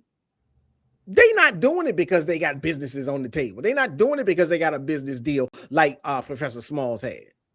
They're doing it because as soon as they enter the orbit of FBA and they clock it and they clock the energy. I've seen them all over TikTok. They're like, yo, whoa, I just dodged a bullet. I'm not with this. Mm-hmm. And so that's just part of what I wanted to say. Go ahead. I was wondering, I see Sherry Covington says, how does this benefit us? I'm not sure exactly.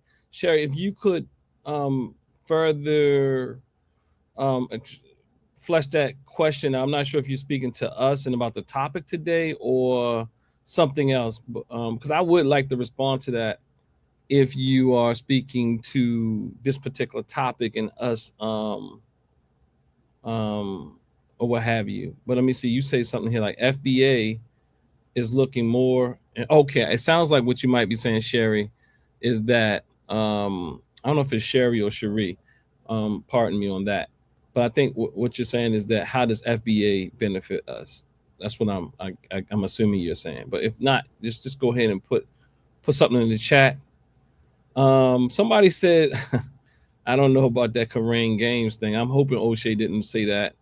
I'm hoping peace to all the family. Make sure you on both channels, The Proper Perspective and Dr. Dennis Ausar Winkler. Make sure you like this video, you share it, you hype it up if you're listening to it later. And yeah, because I think that was an excellent point. Like, and what did you call it? A mental hiccup? Yo, I mean, that right there, you know, like, I was like, I was like, okay, I instantly said it was a mental hiccup without coming up with the terminology. Like, is he talking about James Small? And I didn't even question. I'm like, my mind just said, oh, he talking about James Small. But literally, that's a good catch. Like, that Oshay, I'm sorry, that what's the brother's name? Godfrey never said anything about, man, never said. I got two things in my mind that I want to say at the same time. That's crazy, right? Not sure if y'all have experienced that, but you might know that I experience that all the time. If y'all ever know, my brain moves faster than my mouth. And y'all might say, why does he do that? Yeah, my brain moves faster than my mouth. So lots of times I have to, you know, do that thing. So two things.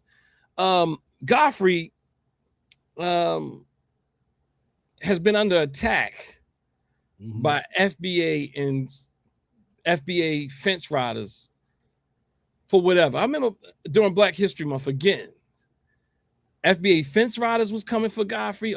Some of them saying, oh, he got this information wrong. I mean, and yeah, he had some information that was wrong. It was, but it was literally in service of Black America. It was literally like, it was mythology to some degree, or maybe it wasn't totally wrong. It was like he wasn't just specifically as specific or as this particular FBA fence rider wanted him to be. But I think it was more about an attack on him, because like he would be like, you know how some people would say this person, I don't remember all the names, he developed the light bulb, and then someone was like, well, he was it Lewis Lattimore or something, you know, it was the filament, not the light bulb, it was the incandescent bulb. Like, so basically they were going in not in a way of just correcting, but correcting and bossing up, like, shut up. If you're saying things wrong, stop all this fake stuff. They didn't do this, they didn't do that. It was very aggressive. Now it was a lot of energy behind it for And now looking back at it, it's like, yeah, man, a lot of FBAs and FBA fence riders always coming for Godfrey. I don't even look, to be honest with you, I'm not into like a lot of comedy or like things that I think are a little ratchet. I don't know much about Godfrey, but what I am saying is I haven't seen Oshay Duke Jackson's Pan-African card ever. And he's been calling himself a Pan-African or Pan-African adjacent since I used to see him used to do that show when he was in the States. And I still have not seen it. Has anybody seen him? Has anybody seen him? I haven't seen Oshay's Pan-African card yet. He's not a Pan-African. I'm sorry. He's not an African Senate Pan-African, a revolutionary Pan-Africanist. He's none of it. I don't even know why don't continue to let this guy lie to you. He is a opportunist off of the FBA and Pan-African banner, whichever fits better. I don't even know. He doesn't. I think he brought his uncle on one time or something like that, if I recall, back in the day, saying my uncle introduced Pan-Africanism to me. That's kind of like somebody who father introduced them to Christianity, but they never confessed in Christ himself. I don't know. But anyway, anything else, cuz, before I hit the play again? No, go ahead. Personal with that. I'll just let that slide, because let's say that's just for next. But let's look at the real argument about this. Number one, defending Black women is one of the best things that you can do. Yeah, and to be honest, I see Mr. K, that person who did that video on the moon landing, that was the real Professor Dave on the show. That was the white Professor Dave on that show. And typically, they bring Professor Dave on the show to beat up on Black people. The last time Professor Dave was on that show, Professor Dave was on that show talking about African Senate is pseudoscience and all this other stuff. He was coming hard. But this time, he didn't fall for the okie doke. He did. Professor Dave actually said, "No, I'm cool with Godfrey. Actually, these guys respect me." And they thought they was bringing Professor Dave on to do a drive-by. But Professor Dave didn't fall for the drive-by. You know what I mean? You about to say something?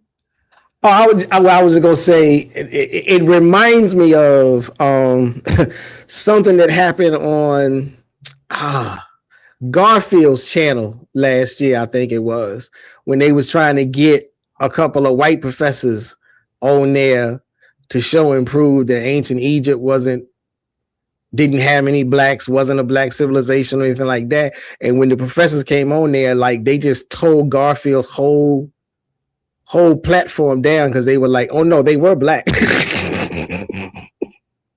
So yeah. And I hear that because and they try to make these arguments that they're not black because during that time, sometimes I think at least I'm trying to figure out Unc's argument, but it's the same stuff, and it's kind of like they get it somewhat, but I think they suffer. I'm not sure about Godfield, but Unc definitely suffers when it comes to social science, and he probably does a great job. I told him this before.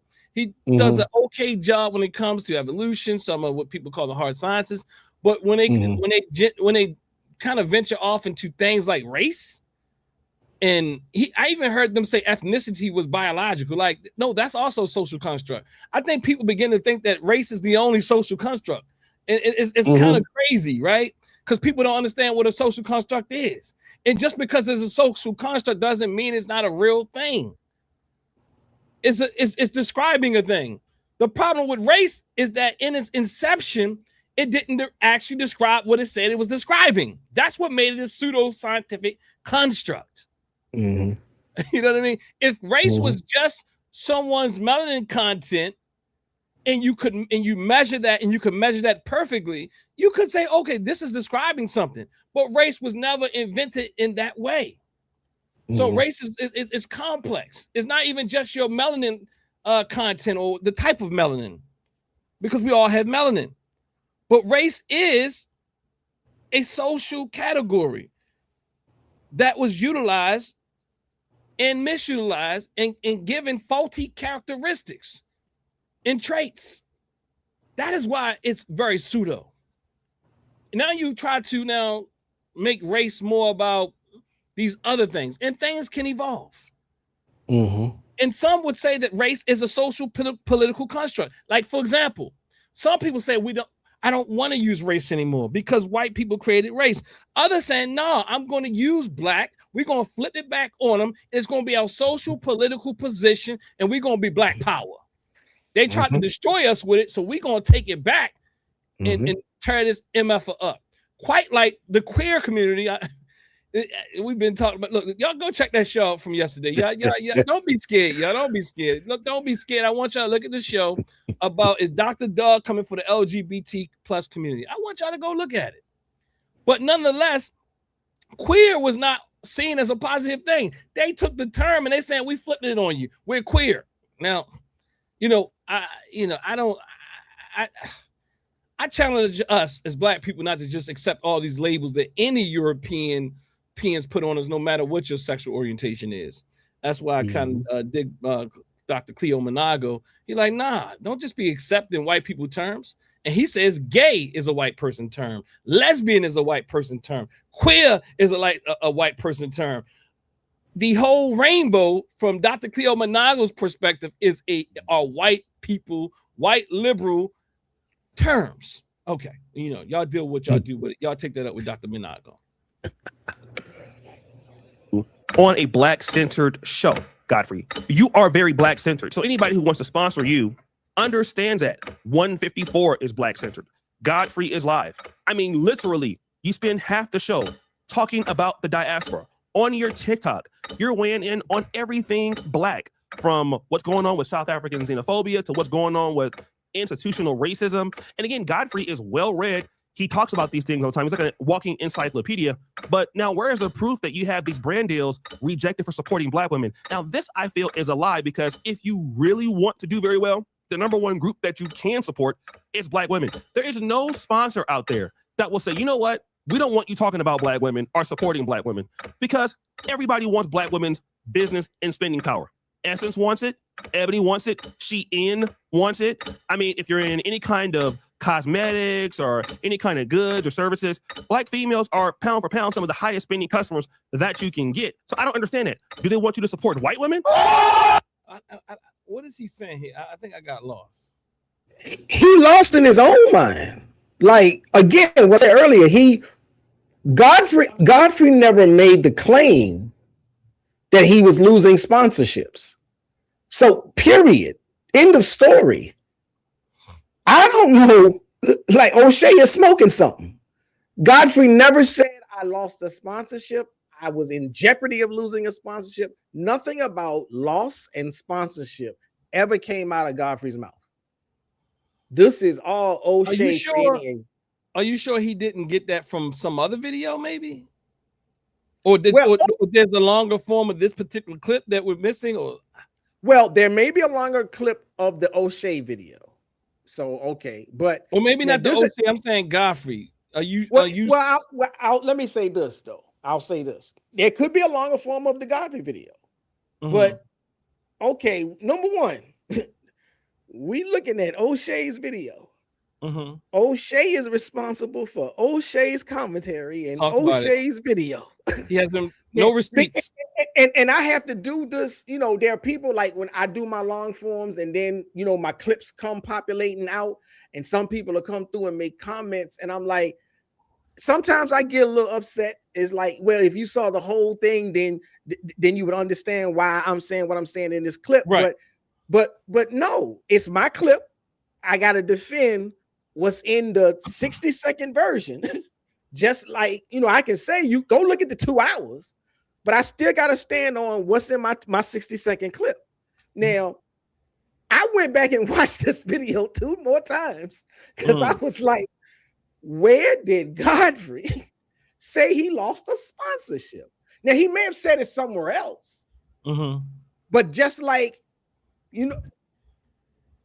inside this video and in the sections that he plays from Godfrey, there's nothing in this video where Godfrey says, I lost the sponsorship.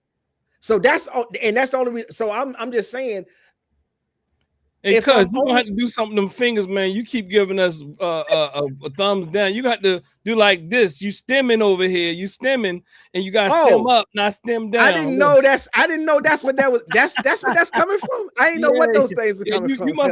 You must be over there doing the whole, because actually I'm just doing like this, but I don't know, like whatever. I don't know how it's doing the thumbs down. I don't even know where that came from, but I'm like, all right, look, I'm gonna thumb it up, thumb up, thumb up, thumb up. But again, what I'm saying is, like, inside this video, Godfrey is not saying I lost the sponsorship. I don't. So okay, maybe he said it in another video, but then that just means, once again, that means Oshay is sloppy, because there's no way you should bring that part of your argument into the video as if it's part and parcel to it. Like that's part of the argument. Let me give you what do. Let me say this. I think you're right. Like, so, and let me even build on what you're saying here, because you're like a real fair person. I appreciate that. Now, the thing is, I don't know why they call you the Pan-African Terminator and me the peacemaker. I don't know why sometimes. Like, because I think you're more peaceful than me sometimes. At least maybe you're a little bit more objective than Oshay. So in a genuine way. But Oshay, unlike you, your clips and my clips, they're probably clips from a long form video. Oshay creates these he creates these. These are like, he creates them from scratch. He's not pulling this out like a longer broadcast. So he's actually creating these clips and he's narrating the whole thing. So he's pulling other clips in to prove what he's saying, but he's not doing a good job. He has plenty of time to show the clip where Godfrey said what he's saying Godfrey said. So whether or not, so I agree with you that Oshay is creating these clips. He's in some type of software program pulling in clips to create short form, relatively short form content. It's more than, like mid-form. Okay. Yeah. So he's making these things. So if you were to do the same thing, my dear cuz, I know you would put in the evidence. You will put in the receipts. What you're doing is pulling your clip is coming from a longer form where you're going. It's more of a slower process to get to your point. You're laying out the receipts. Your 60-second clips that we pull out of the longer form are just pieces to serve as reels to actually bring people back to the longer form. Right. Right. Now, Refree says, I watched the entire podcast. Oshay is telling blatant lies. Now, I watched, I don't know if I saw the entire Godfrey podcast, but I did watch some of it. And again, I at least up to the point where I didn't hear Godfrey say anything about losing a sponsorship. I didn't hear either of those words in connection to each other in it. So again, I'm just like, okay, look, I'll deal with Oshay's video as a standalone piece. And I'm like, Oshay, you lying. Refreef, I'm not going to go and watch the whole podcast. I'm gonna let you know that right now. You watched it. And I'm not, and speculation is okay. I'm not gonna waste my time to look at that podcast like that. But what I will say is, but I will say is there's nothing wrong with speculation, especially since I call it speculation, or I tell you I don't know. And these are conceptualizations. This is what I do. But nonetheless, I can make very strong inferences off of what I have here and what I've seen happen traditionally with FBA, ADOS, and this other guy. What's his name? Oshay, Duke Jackson. Oshay. But thank you for the suggestion.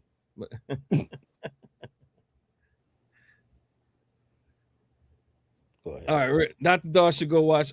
Okay, you didn't sound too bad, but thank you for that, Hold on, Free.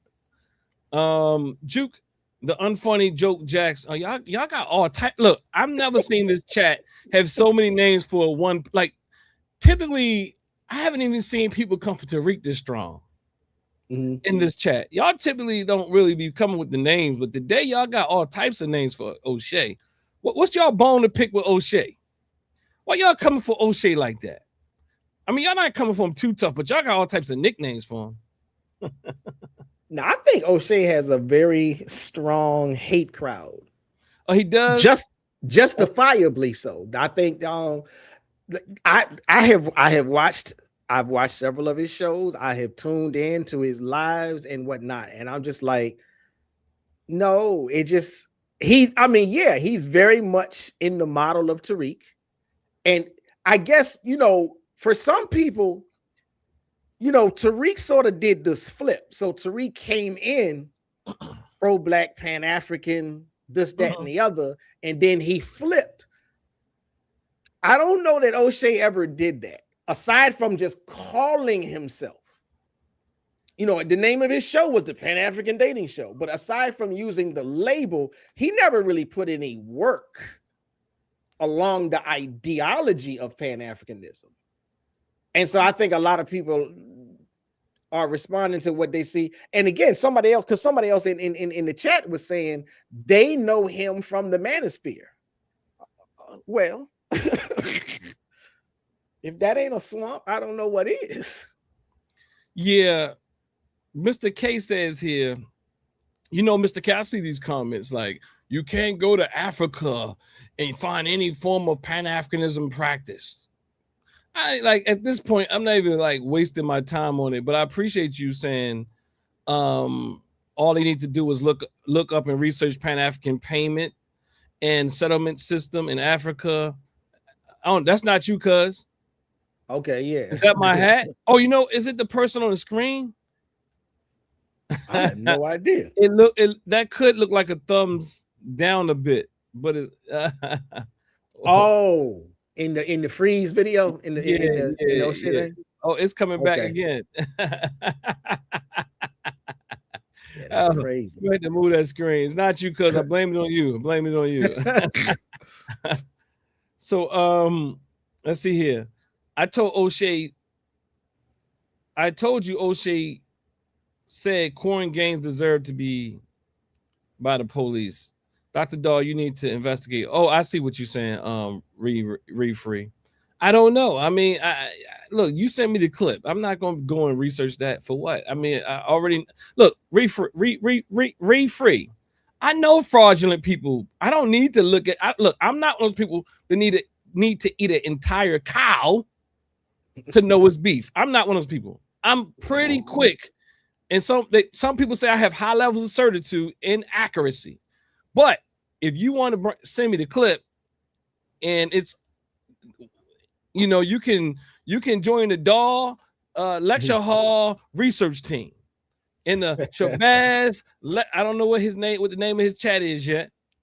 Yeah, but I don't need it. The Shabazz break it down chat. The Shabazz break it down chat. And send us the videos, and we can, we can't look at all these videos. You got to know how frustrated, how much work it took for me to get to look at any level of a Tariq Nasheed video. It took me so much work to get to, but I realized why y'all look at this guy. He's hilarious. I mean, sickly hilarious. I mean, he is crazy.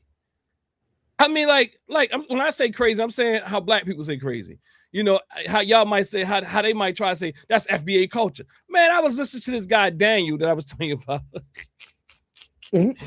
He's trying to clean up FBA so much. This brother's like, yeah, y'all need to, y'all immigrants need to stop being so sensitive. It's FBA culture that we insult each other. You hear that gaslighting stuff? like the fact that it's FBA culture to insult each other. Oh, then he goes from, we call you tethers, but y'all should be okay with that because that's what FBAs do. Then he goes into this thing. Well, if you ask FBAs what their first nickname is, mostly all FBA, their first nickname are insults. And it sounds so smart. What was your first nickname, cuz? You got one? Oh, shit. Not really. I mean, the first nickname that was given to me back in high school was just based off our last name. So, like, Wink?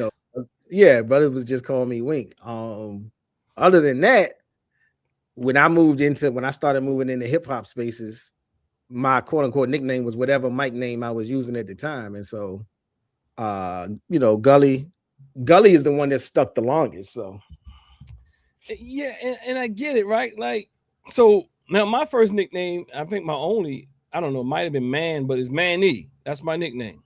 Right. But I do know people who got nicknames like, he's saying it's FBA culture. Like you might, like, in other words, let me give you one that he's trying to say. Like, somebody might be called Head because they got a big head. But my brother-in-law from Jamaica, guess what they call him? Head. You know what I'm saying? So it's like, it's not just typical.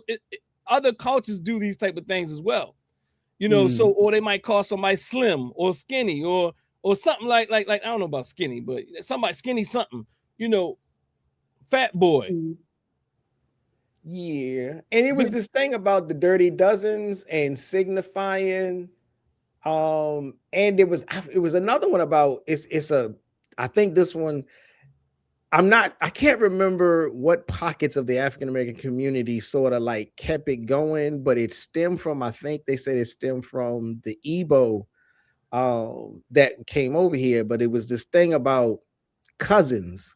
And it was like where cousins disrespect each other, but it was still tantamount to like the Dirty Dozens. And so it was just like in certain Igbo cultures, like cousins will, when they approach each other, they start dissing each other just to see who can get the best dagger in, and then they hug it out and go on about their business and do blah blah blah. And it was like, it's just like the Dirty Dozens. So, but so don't do that. They will lose their minds. Come on, cuz you can't give you can't say it started on the motherland. Come on, man. Look, we got Sure, I tried to show them. I showed them how breakdancing came from Africa. So they got mad at me about that too. Come on, man. You look, man. Look, you can't do that, man. Look, can't we have something? I'd be like, not the way that they want it. I'm sorry, you can't. Like, because one of my things is, even for all of these people, like, it's a brother put it in the chat, I can't be an African because I ain't got no ties to the continent. I'm like, your DNA is your DNA. So our African DNA, it didn't change. And I'm like, that same DNA is something embedded in there. And that's why we continue to manifest our culture everywhere we go, whether we manifest it 100%, 50%, whether we manifest it positively or negatively, we still doing the things over here that we was doing over there before white folks showed up. Quiet as kept. They quiet as kept. They really saying that quiet as kept. What they're saying is this, cuz they not the same. They not like us. In fact, they think that they believe something a little different than Frank Zainu. Frank Zainu don't believe Africans did anything anywhere. FBA believe Africans everywhere else besides the United States haven't done anything.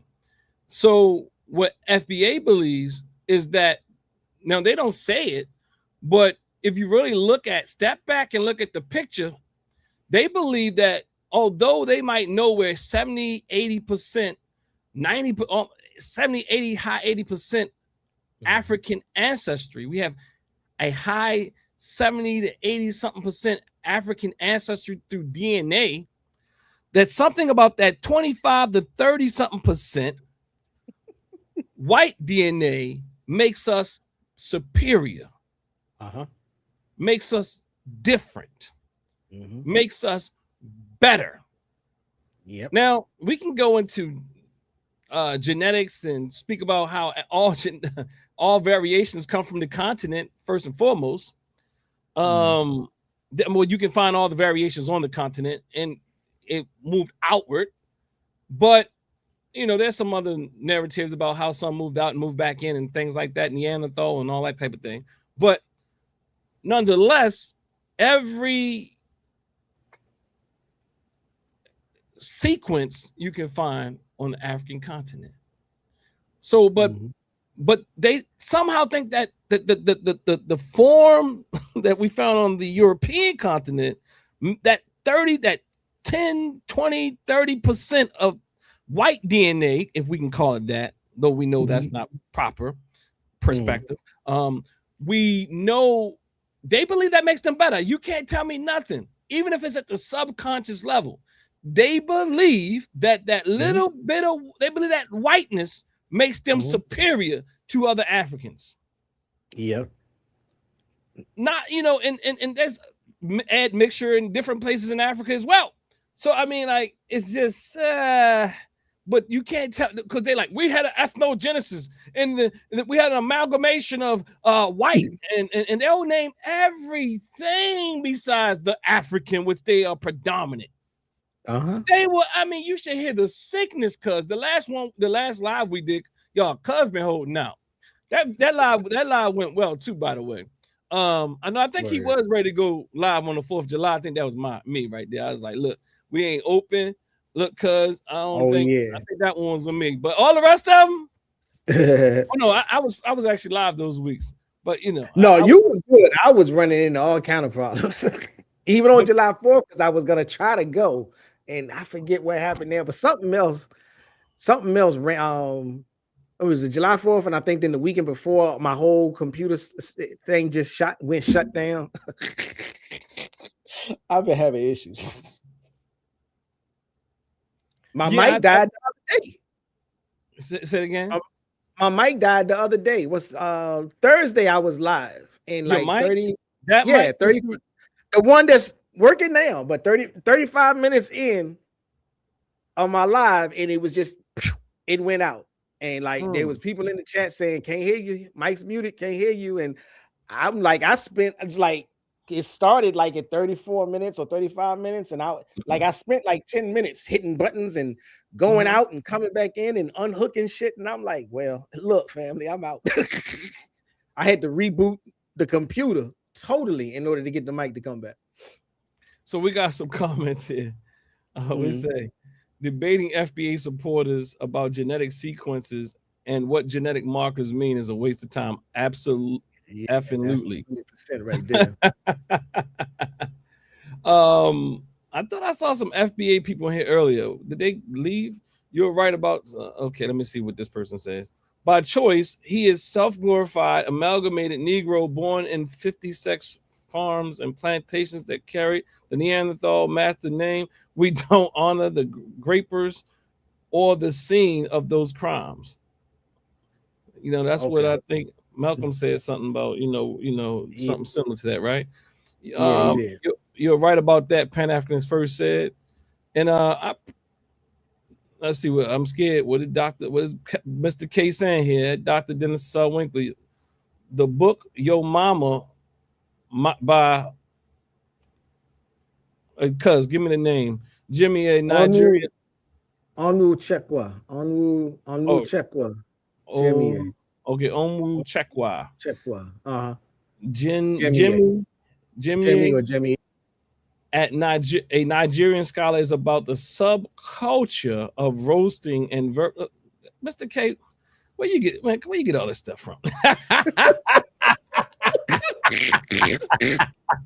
hey, Mr. K, I think you only failed me one time when I asked the question, Mr. K. I said, "You sure this Umar channel?" I'm not sure if this Umar channel, Mr. K. I'm a little still skeptical. I'm glad I asked, because you know when it don't sound right, I'd be like, I don't know, Mr. K. You sure this Umar channel? He was like, "Yes, this is Umar channel." Mr. K, I don't know if you gave me the right one on that, but I'm saying you hitting like out the park like a 99, like a 90. You hitting a good 95. I'm gonna say.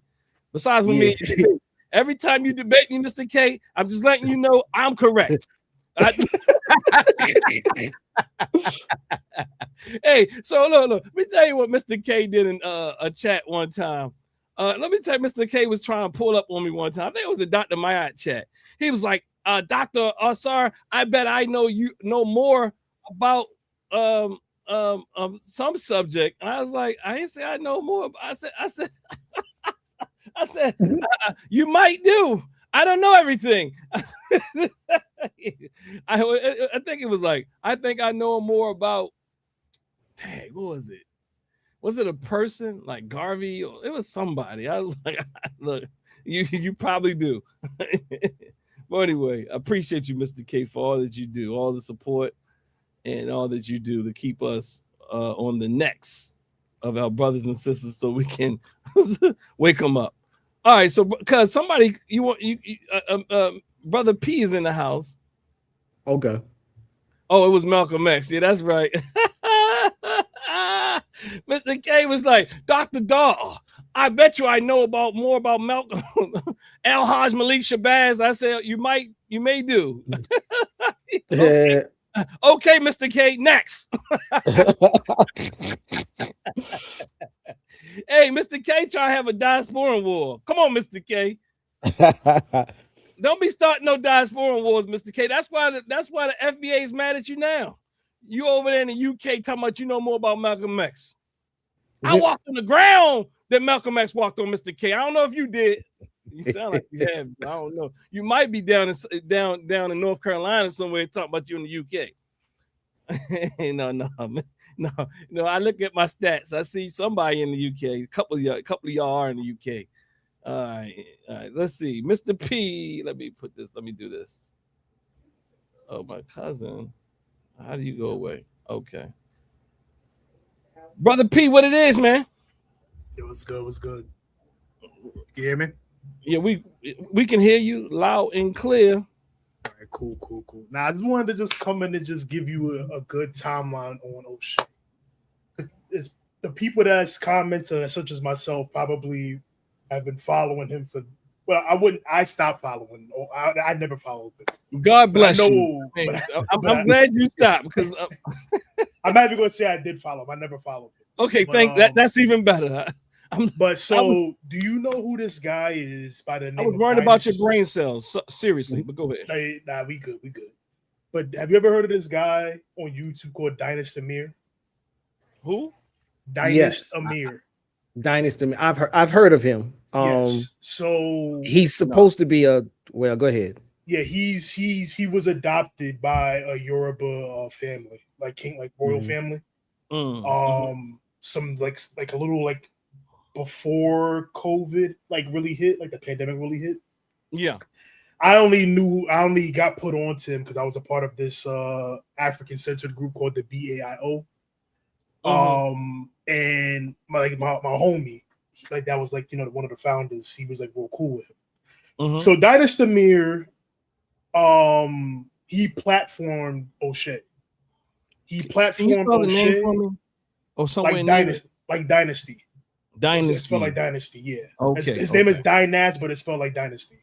Okay, cool. So without the I guess the Y. Oh, okay. Gotcha. But yeah, he platformed several people. He platformed Oshay. I can't remember this other dude, this chubby dude from Cal. I think he was going by Pan-Africanism Strikes Back. And he platformed him. He platformed a little bit of Boyce Watkins as well, I believe. Hold up. All these fake Pan-Africanists. Yes, that's what I'm saying. There's actually a tree of this. There's a lineage of this. Oh man. And there's one more person that the African Diaspora channel. He changed to that, but he platformed that. Phil something. Yeah, Phil. I remember years ago. Yeah. And Phil was talking on that mess back in the day, and I know he got his wife. People was coming for him because he used to have his wife posted. Yeah, he got a Mexican wife, and she wasn't black. Yeah, he was talking all that tough black stuff back in the day. So and a little bit of Dr. Moombi, if you ever heard of her as well from Kenya. She's a Kenyan woman. Man, that's what I'm saying. There's a long history with God dang, bro. Yeah, he ain't just pop up out of nowhere. God dang. All these names together. Yes. So Dynasty Amir, I don't know. He has no choice but to promote Pan-Africanism. But a little bit before the pandemic, he was kind of on this. It was before it became FBA. He was on that ADOS wave for a little bit, And then my homie Hola, he checked him on his live. Like, yo, bro, why are you following shit? Excuse me for my language. Why are you following stuff? And you haven't really done the research yourself on what it is. But that's because Dynas, like the rest of these people that I named, are grifters. And I'm not wrong, Reef. I know exactly what I'm talking about. Yes, and thank you, Black Adam Brandon. That's his name. They all are grifters. So Dynas has no choice now because of him being adopted, regularly going to the Benin Festival and stuff of that nature. Reef, hold on. Reef, let the brother rock. We can verify what he's saying. He's giving. I don't know what Reef is talking about. He's lying. Reef saying you're wrong, but he can provide proof in the chat if I'm wrong. But anyways, we can rock off. He has no choice now because I remember there was one live too where he was calling different embassies when he was on his ADOS wave. He was calling different embassies asking about dual citizenship and seeing how the process. Hold on one second, brother P. So Reef, please, instead of saying that he's wrong, put what you're saying he's wrong about. And the reason why I'm saying this is because I do know that some of the dots that he put together are accurate because I don't know all of this. But one of the things, I'll just give you an example. I've heard that guy Brandon speak about how he was really how Oshay put him on. And he was speaking about, so I know some of this is absolutely correct. Now, if what you're saying is wrong, put it in the chat. Go ahead, dear brother. He's saying to everyone, this person does not know what he's talking about. Yes. So anyways, when he was on his ADOS tip, there's one live. He was calling different embassies, asking about dual citizenship. But then my homeboy, my OG Holla, had to check him on that. So now, but then also he got adopted into the Yoruba, kingdom, but with the royal families. So now he has no choice but to fully promote Pan-Africanism because it's like, bro, you're adopted into a royal family. So you literally can't go on this ADOS grift because you're literally a product of said Pan-Africanism. Now, that's where Oshay, Brandon, and all these other people I mentioned, not so much Boyce Watkins. Boyce Watkins kind of had his own platform. So he said Dr. Boyce Watkins has nothing. Oh, now I'm partially correct now. Anyways, let me just read it. Let me read it just for the sake of the show. He says Dr. Boyce Watkins has nothing to do with Dynas and Mir. So that's what he's saying is wrong. I guess, but he was definitely on his platform several times. Okay. And you said not necessarily him per se, but those other people, I for sure he platformed and they blew up from there. Okay, cool. So same thing with Brandon, as you know, Pan-Africanism Strikes Back. He was, promoting Pan-Africanism, but as you ultimately saw, he cared about money rather than actual, revolution. So now, as somebody mentioned too, he's now on this weird, because I don't follow any of these people, but the last I saw, he was kind of still saying he was a Pan-Africanist, but everything he was saying was this Black conservative talk. That sounds about right. Yeah. So, but nonetheless, even with Oshay Jackson, before he moved to Uganda, he was originally in Poland because he was studying to be a medical doctor. I've forgotten what practice. That's right. But he was studying to be a medical doctor in Poland.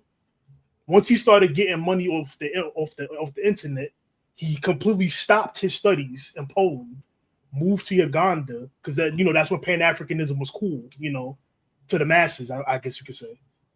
So he moved to Uganda to try to get some businesses popping, but then he realized that it wasn't as easy as he thought, right? Which some of his videos was actually kind of like interesting. Like he was showing how you can get into these places in Uganda, but you needed money to get into these high places with these high, with the Ugandan high rules essentially, right? That's where your cousin, the OG Proper Perspective was all found out about Oshay with the Pan-African dating channel. That was his when he first got there, that was his thing, with trying to promote Pan-Africanism with a dating show. Then he started Kinganda. That's that's his other channel That's like a podcast where, like, himself, maybe some other African American people at times that live in Uganda, Uganda locals, stuff of that nature. Then that's when, again, I guess that, the money started drying up there with the Pan-African shit. And now he's on this FBA tip for the last few years. Let's just say the last few years. So they saying you don't know what you're talking about. They teaming up on you now. It's funny because I can actually go to his channel and pull up the stuff I'm talking about. They're not doing none of that. Okay. Well, what I would like to do though is tell me, the details I can't substantiate or refute or what have you, right? But let me know, give me an idea with all this information you're saying. What's the narrative? What's the picture? What should we be considering as you give us this information? Ultimately, that he pretty much as you probably already know, he's grifting. The FBA pivot that he did is just him trying to get the FBA money. Because before that, as somebody said, he was doing the manosphere stuff as well. Yeah. So guess and what? Then it slowly transitioned into guess what? The FBA stuff.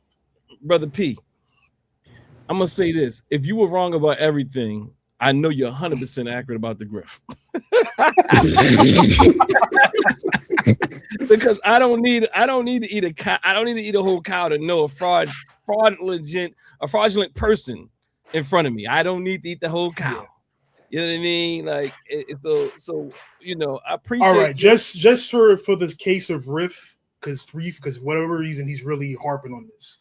Yes, these people have their own platforms. You are correct. They weren't doing numbers until they got on Dynast, and Dynast was bringing them on to his channel. Dynast still around? Yes, I believe so. Once that happened, Afro Think Tank is in. Oh shit! Once Dynast put them on his channel, that's when they blew up on their own. So, peace to brother Afro Think Tank. Dynast is a fake prince because you cannot be given the title prince. Is not a title to bestow on anybody. You're either something was saying when I saw the word prince, I was like, he's a prince, because I kind of missed what you were saying. Honestly, I'll be honest with you. When I saw the word prince in the chat, I was like, hold up, you mean this guy's supposed to be a prince? Like, okay.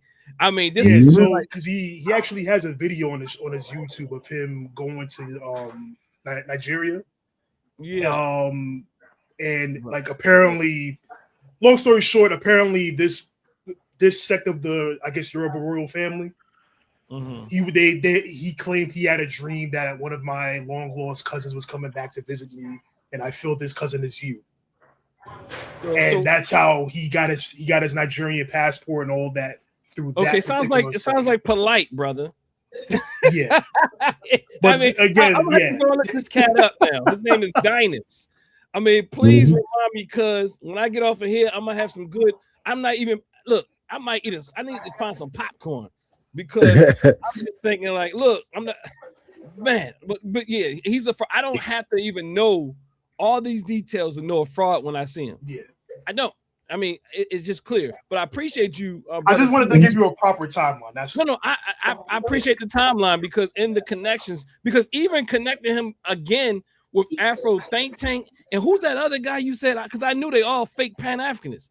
They're all fake, like Afro Think Tank. I'm sorry. What's the guy? Brandon Scott, whatever. Yeah, Brandon, not Afro. Brandon. Yeah. He called himself a Pan-Africanist, and nothing comes out of his mouth as any form of Pan-Africanism. Like he is the Oshay Duke Jackson mimic, because they both say they have no Pan-African revolutionary Pan-African identity, nor cultural nationalist or any type of Pan-African identity, other than them saying that they are Pan-Africanists. These two together, oh man, that's enough right there for me. Yeah. And they both connected to this guy Dynasty. And I do know, as I said, I've heard that guy Brandon. I can't look at his videos either, because something ain't right with him. But nonetheless, I've heard him say that how what's the word, y'all? He felt like he was he respected Oshay for putting him on and all that. So I know some of that is true. and he was talking about how Oshay say he built his platform and how he's going to do the same thing and all this. Some weird people, bro. Yeah. Yes. But yeah, that's all I wanted to say, man. I'm about to stop spewing lies to you in the chat. Well, hey, Pete, don't be coming here with no lies, man. But all right, but I appreciate it, brother. I appreciate it. So, Dynas was involved with a bit. Look, anybody who caught up in these type of things, I'm sorry. Yes, Bitcoin be scamming. Look, all the frauds do the same things. They all do the same things. You know, I wouldn't put it past him to have his own Bitcoin. like Trump got a Bitcoin. You know what I mean? And for Think Tank says, and all of them be voting for Trump. Absolutely, that's right. Yeah, he said he voted for him 3 times. And he says Dynas voted for Trump. Somebody voted for who? Trump 3 times? No, Afro Think Tank said that Dynas voted for Trump 3 times. Philip did not need Dynas. Who is Philip? That's the guy with the fake Pan-African dude, the other one. Philip Scott, the one with African Diaspora News Network, I think is his. Yeah, when he first came out, he used to have that like the city behind him, like he was like a real news commentator, like guy. Yep. I used to see him come on, man. I thought that was so corny, but look, he did his. I thought it was so corny, but he was so consistent, man, that he grew that channel years ago. Oh my God, man! Look, I'm telling you, boy. I can smell a fraud. I'm not gonna lie to y'all. Look, I can smell a fraud, brother. Cuz, what you got? Did you want to end? You want to hit some more of this video up? You want to? I was gonna say we probably could end it, but how much is left in the video? It's about. Let's see. It's about 5 minutes left. Exactly. Okay. Now, what's up with you? Now, if you want to do 5 minutes and let it ride out, or big chunks of it at a time, we can do that. We can like do a 2 minutes and then break. Okay, yeah, yeah. And it's gonna be faster than that because I got it on a little speed. The speed is at 1.25. I can put it that's cool. I can put it at 1.35. See how that works. All right, let's get it. Because we know white men ain't supporting you. You're not like Aries Spears, where your comedy is more, from what I understand, broad or mainstream. You're not Dave Chappelle. You're certainly not Kevin Hart. You don't command that style of audience. And so what I really feel is that while Godfrey does have a certain level of respect, you don't even know how. I'm sorry, I had to do it. like I imagine those people are what are considered in their eyes FBA. I don't know these people's background, but even that, I think this is slight, subtle war against comparing these type of comedians who come from the United States against Godfrey, who is a quote unquote immigrant. For the Black American community, I do believe that this level of corporate Pan-African, the guy be planting seeds. I'm sorry, y'all. Yeah, he's wicked, bro. He's wicked. Is being problematic. And I'll tell you what corporate Pan-Africanism does. When you're Godfrey and you want to have relationships with the larger states, that means you're a Nigerian, but you would like to have more relationships and opportunities with the Nigerian diaspora. You cannot sign with #foundational Black Americans when this is a global world. What? That would be career suicide, especially if What? I'm sorry. You got something. I see you moving. Like, what does that mean? I'm sorry. Did you want me to keep going or you got something? I think I got something. I may have already touched on it, but again, I won't even necessarily disagree with him. You know, if just like we are trying to conduct some kind of business, and you're trying to be Pan-African, and you're trying to conduct business with Black people in America, Black people on the continent, Black people in the Caribbean, of course, you would not want your business, your brand, your name, your reputation to be sullied with the vitriol, the visceral hatred that comes with the FBA label. So yeah, if you all of those who, that's why I said in another video, I want y'all to hurry up and delineate so we can always know who you idiots are. Excuse me for saying idiots. That's just me being too emotional. This idea that he's presenting, he's just trying to protect his potential for making business deals. Again, this is Oshay openly speculating. The brother ain't said nothing about having no deals. I've already done several shows where I've shown African Americans.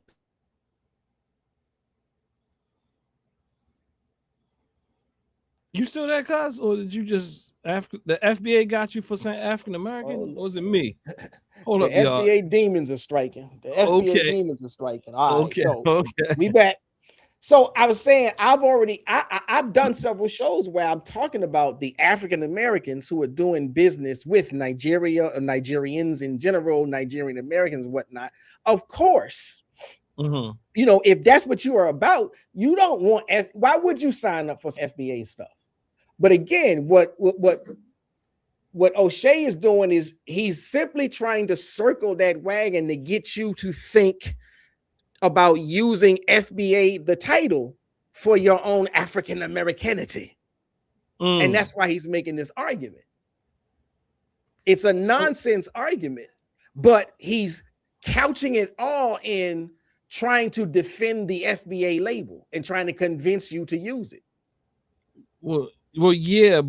Now, I'm not sure if you mentioned this, but again, this goes back to what we said earlier, what we talked about earlier. Again, my argument has been that it's a tricky thing. When he says FBA, he's trying to assert that FBA is all Black African American people. Exactly. That's the trick.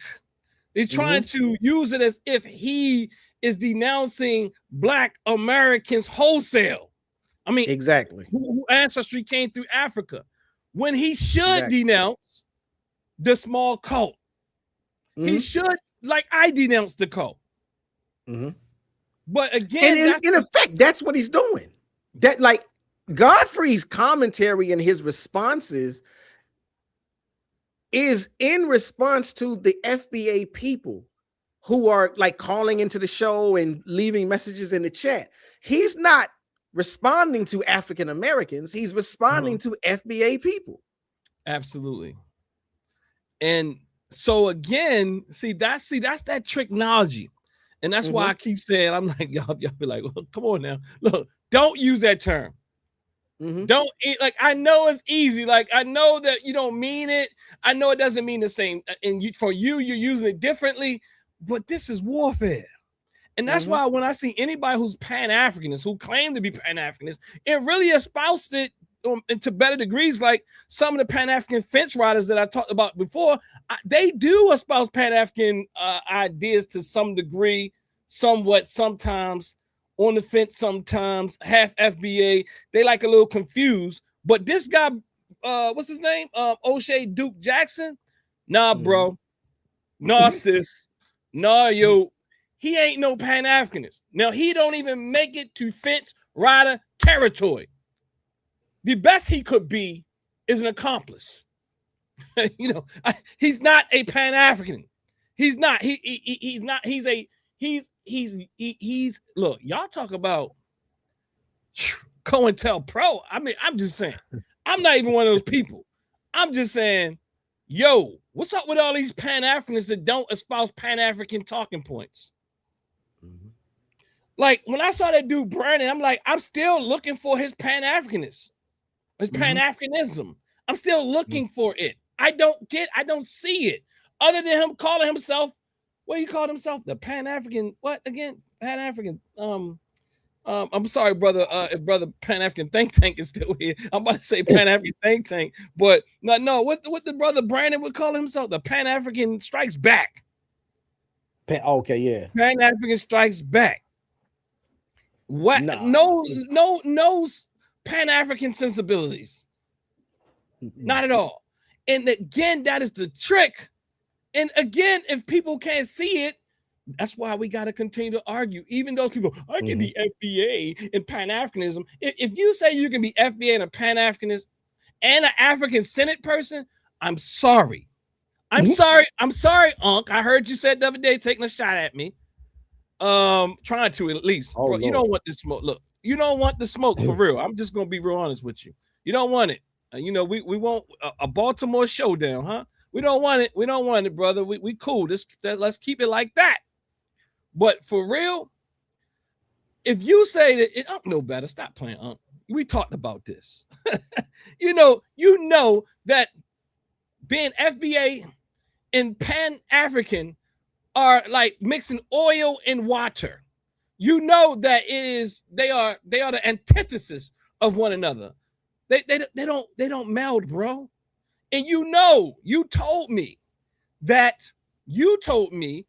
you agreed with the way I broke it down and how identities have ideologies and FBA having an ideology. So don't play now, play new. Can we be Pan-Africanists and FBA, Dr. Mayat? No. You can be out of confusion. Let me say that. Yes. You can be out of ignorance. Yes. You can be out of being a fence rider and want everybody to be your friends. Yes. But you can't be a conscious person who understands what Pan-Africanism is and what FBA is and still espouse both. You just can't do it. It's incompatible. What you say? Oh yeah, yeah. They tried to take some. They didn't mention the name. I think he got orders not to say my name. But look, sign up for my It got orders not to say my name, I guess. You know, but look, sign up for the member section. I did a whole video showing receipts on how phony that conversation is. I did a whole video on showing how phony the conversation is. This whole idea that he could have called me. Look, go and sign up for the membership section, and the receipts are there. And I only put what I put there is just the tip of the iceberg. Stop playing with me. Stop playing with me.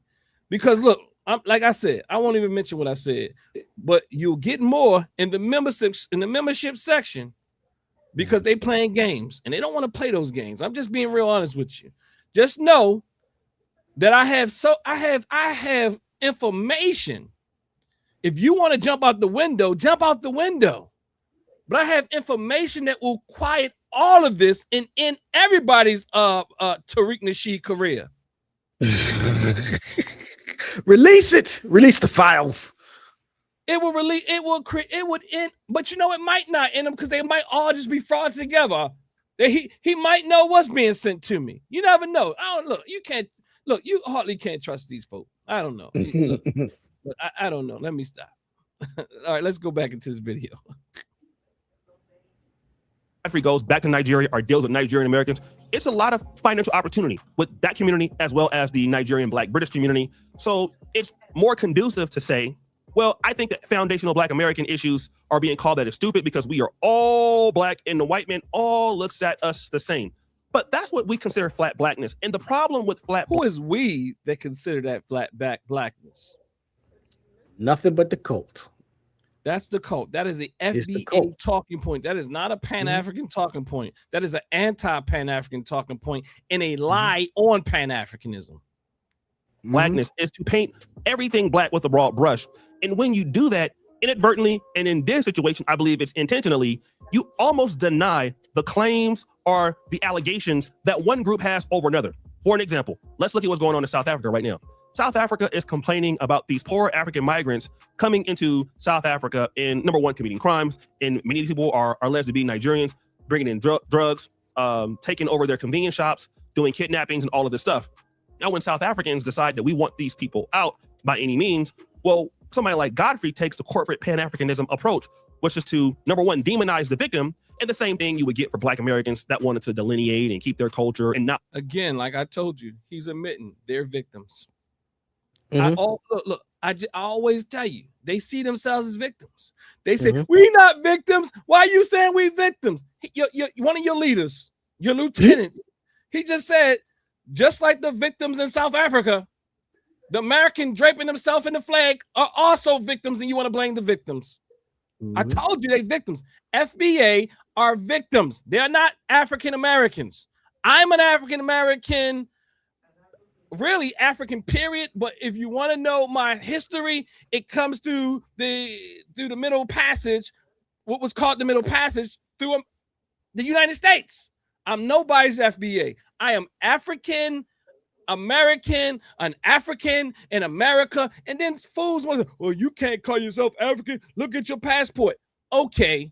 See, that's the type of idiotic stuff. We can't have conversations no more because I have to abide by a system that I'm in, and my political identity is African. Now you telling me now I can't deal with you no more. When you talk, when you Pan-Africanism, and you up there saying, "Oh, it is right. You do. Your passport do say African American, or your passport do say America." What that got to do with anything?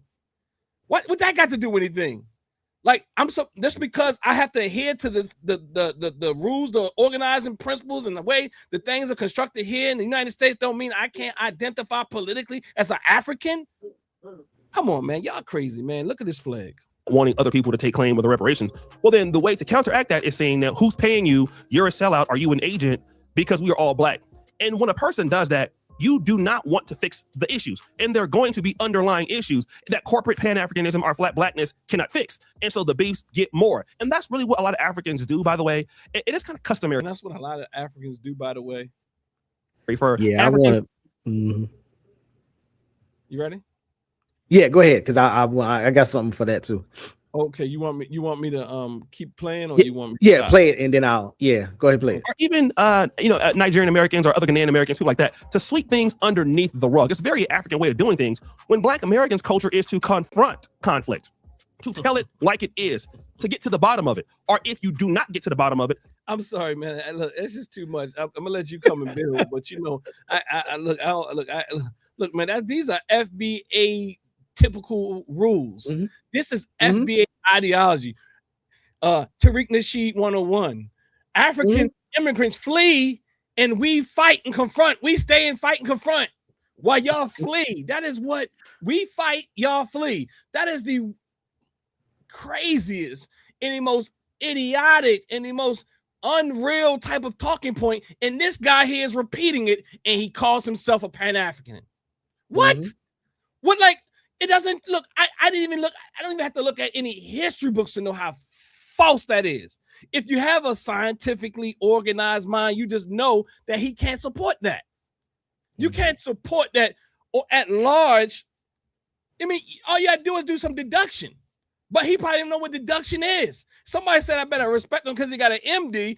Perhaps why he can't think socially is because that MD. He should have went and got a PhD. He needs to, if he got an MD, he need to go there and give people prescriptions and stay out of the social sciences because he's horrible.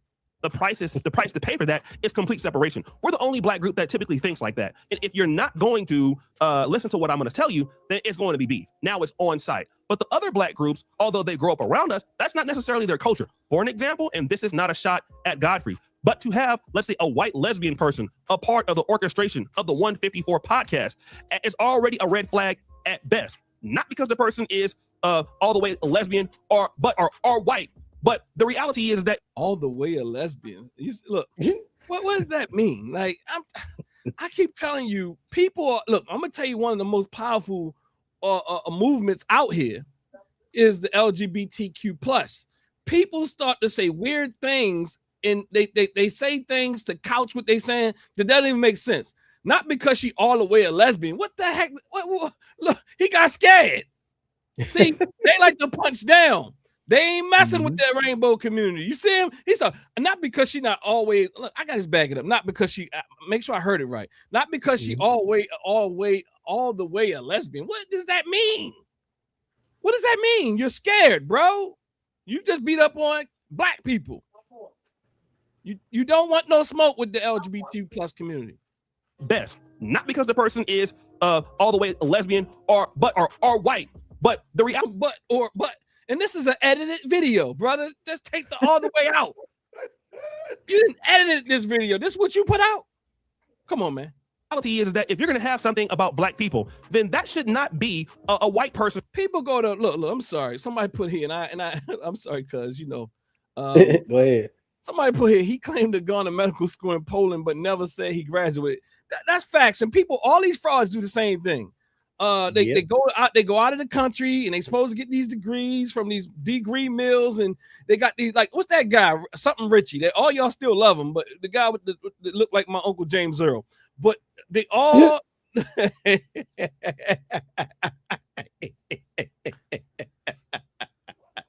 Hey, you know what I'm talking about, cuz? Hey, he look like he a Winkler. I ain't gonna lie. He like he could be family. I ain't gonna lie. He look like oh my God. He look like everybody, man. He look like your daddy. Yo, I mean, like, you just pulled that straight up out of my subconscious because I never thought about it. But the second you said it, I'm like, oh shit, the bomb been blown. He showed up. And it's funny for you to say that because you told me when you find it hard to see people who got similarities. But look, that's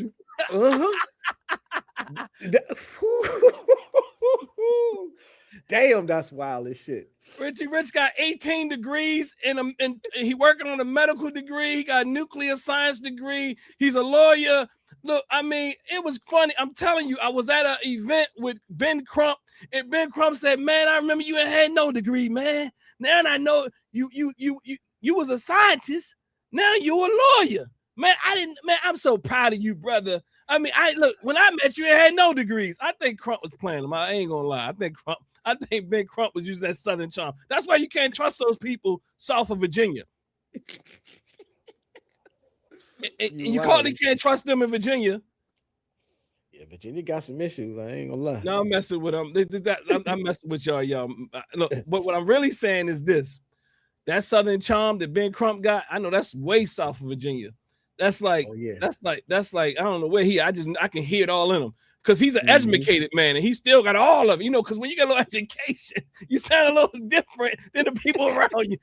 He probably sound a little different, but he still sound like he's from the Bayou or something. You know what I'm saying? I don't know where he's right. Look, no, let me stop messing with my Bayou folk because they sound a little different. I got but anyway, you want me to keep playing or stop? Well, let me. I got a couple things on. I think I might touch on that lesbian thing too because I'm tripping because I'm like, you know, this whole I said this before, this whole flat blackness thing, it just bugs me out. And he always tries to make it sound real, you know, reasonable. And again, you know, this is how you point out, this is why he is not a Pan-Africanist and he shouldn't be using the label. Because again, Pan-Africanism never claimed that we're all the same. There's nothing in the annals of Pan-Africanism that says Nigerians and Jamaicans and Black Americans and Haitians and South Africans all are culturally identical. Though we're all flat. We're all just one black thing. So to make that claim and to act like, but then at the same time to act like we don't have some similarities, to act like we don't have an overlapping historical similarity with the colonizer, the enslaver, and what racialized systems do to us wherever we live. But we all retain our distinct national, regional, and ethnic identities. It's never been a case, unless you're a baby brain. It's never been a case where it's confusing, unless all you do. I said this the other day. I was like, are we dealing with the crackhead generation that finally grew up? Because it's like, I remember way back in the day, people were saying with these crackhead babies, when they grow up, there's going to be some problems with mental capacities. I'm like, again, the false equivalence of trying to pay down our histories so that you can English speaking big up this divide, this identity division is part of the problem. Part of the problem with FBA, part of the problem with Oshay and his whole thing. And again, for anybody that's not sure, if you are truly on the fence, like my cousin says, you know, if you pick up some books, Du Bois's The World in Africa, Kwame Nkrumah's Africa Must Unite, George Padmore's Pan-Africanism or Communism, none of these texts, none of these foundational texts argue that ethnic identity dissolves, disappears, or is conflated under just because they all point out that we have shared political aspirations for liberation, for freedom, for justice, equality, etc. But none of them say we all just converge into one black glob. So Oshay is just arguing against the idea, or he's strawmanning Pan-Africanism, because his version of Pan-Africanism doesn't exist in reality. It only exists in his baby brain. Yeah, But, I think they misunderstand stuff like this. That's my brother. Like, I like this dude. I think they misunderstand Brother Obi, and when he says stuff like this, right? Brother Obi, we've been trying to connect here, but I'm since Brother Obi, he might be listening. Since he's supposed to be coming here to do something in a couple months, but I've been trying to get him on the show. But yeah, busy guy. But let me say this. Hold on. Okay, let me back up. But even in this, if you don't use your intellectual faculties, you just miss the whole point. There's a quick poem we have. Can I do it? Yes. So this is the language poem. Africans here in the U.S. are English-speaking Africans. Africans in Trinidad are English-speaking Africans. Africans in Jamaica are English-speaking Africans. Just like Africans who live in Ghana, just like Africans who live in Kenya, just like Africans who live in Zimbabwe. English-speaking Africans are still Africans, no doubt about it. Africans in Haiti are French-speaking Africans. Africans in Martinique are French-speaking Africans. Just like Africans who live in Guinea, just like Africans who live in Algeria, just like Africans who live in the Congo. Just like Africans who live in Congo. Just like Africans who live in the Congo. French-speaking Africans are still Africans, no doubt about it. Africans in Cuba are Spanish-speaking Africans. Africans in Colombia are Spanish-speaking Africans.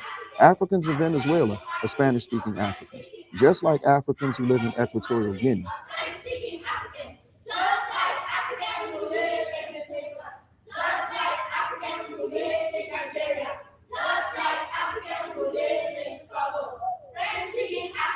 Spanish-speaking Africans are still Africans, no doubt about it. Africans in Brazil are Portuguese-speaking Africans, just like Africans who live in Angola, just like Africans who live in Mozambique, just like Africans who live in Guinea-Bissau.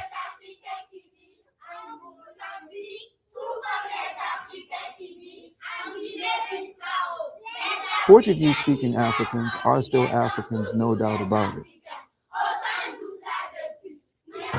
We're all Africans, we're all Africans, we're all Africans. Learn to explain it, learn to celebrate it, learn to defend it. There's a quick poem we have. Can I do it? All right, brother. I shall. I like that. Yeah. I love that. I love that piece. Yeah, I love it too. I just had to look it up really quickly, and even in that is showing you the connection and also a certain level of delineation. And what I mean by delineation, just to be clear, is that we know that in these different places we have evolved to be different, but we are still Africans nonetheless, is what he's saying. And look, I don't care if you ask me about some passport. I'm sorry that you believe that I have to be bound to what a passport says, because you don't have a level of political consciousness, you know. And again, that is why it's so important to understand social science, political science, all these different things. Like I'm telling you, and this is why Dr. Ball and others had this critique about certain types of education not being enough, because you believe that somehow I can't identify any different than the empire says I have to identify. See, to me, I don't have to. I understand that we are still struggling and people continuously struggle. In fact, people are still fighting. It's kind of like saying, well, you know what? I just take what they give me. In fact, that's why I say if you don't have an African-centered analysis, we're missing something, because that is very, very anti-African centered. Because African, and then I hear people around me and they up there bigging it up. Yeah, that's right. And then you saying you're African centered, but you're actually telling me because I have an ID that says Baltimore that I'm not African. You know, like what do you think? People have struggled.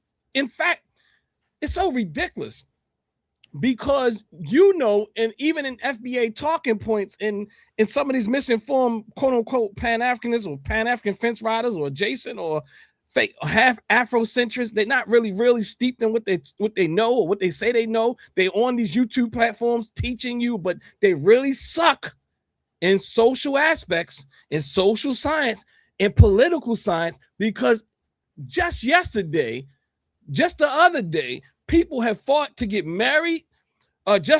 So what if we accepted all these different things? You fought to vote. What if you accepted that? Am I supposed to not have political identity until they say it's okay? Am I not supposed to recognize our own traditions and holidays unless they say it's a real thing? Does the United States of America have to authorize a thing before I recognize it? No. But you walk around with Kemetic names. You walk around with, and then you're very anti-African, but you talk about African science and all this type of thing, but you're lost because you don't understand political struggle. I'm telling you, there's some confused people out here. And I'm telling you, there's so many people, I'm telling you, that are on these airways. I tell you, I don't even have to show you my receipts because they got so much bad information on their channels. These Pan-African fence riders got so much bad information on their channels, I could bury them with their own information, if you want to call it information. Because you're apolitical and you've bought into the system. You think nobody can't see you. Or matter of fact, you say you have, and many times. Well, in fact, I've heard, we don't have any struggle to fight for. It's just black people problem. Y'all crazy. Y'all don't understand. You are apolitical in your analysis. I see why people are upset at you. Oh, all we need is STEM. Shut up. and we repeat it. You ain't gonna do nothing with STEM, anything different, if you a Negro than any other person would do with it. But support the empire. And then you want to fight for this American flag. What's the guy, the real Dana? America. Look, you got to understand when people from other spaces, for the most part, they draped in their flag and they proud of their flag in the Caribbean and these different islands, whether, and we there's critique there. But the reality is this star-spangled banner that we're under, this is not an independent black country. We are still under a colonized land. We are here, whether or not you want to say you were indigenous or autochthonous or autochthonous or whatever you say you are.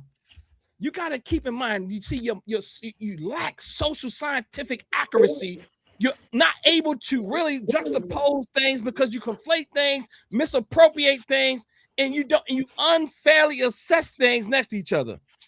You cannot compare the United States, although there's people from the Caribbean that want to come here because this is empire. Sometimes people think it's the land of milk and honey until they get here. And when they get here, sometimes they still think it is because they're still blind. I'm not saying there's no benefits here. I'm not saying that there's no quote unquote what people call privileges here. I'm not saying none of that. But see, I can hold complexity and know that there can be benefit or seeming benefits and also be many contradictions and people will even oppress you, and you are oppressed with what you think are benefits. See, again, you're not ready because you have bought into the lie, the land of milk and honey. You're bought into the American dream. No shot at my dear brother, American dream guy. But yes, a shot at you too, American dream guy. But you've bought into it. You should. Somebody needs to check you.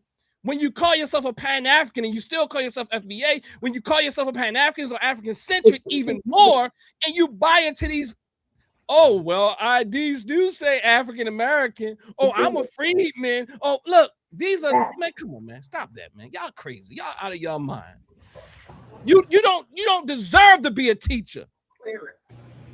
Because we all get things wrong, but come on, man, that's too much fence straddling. Oshay Duke Jackson ain't straddling no fence. He just off the goddamn fence.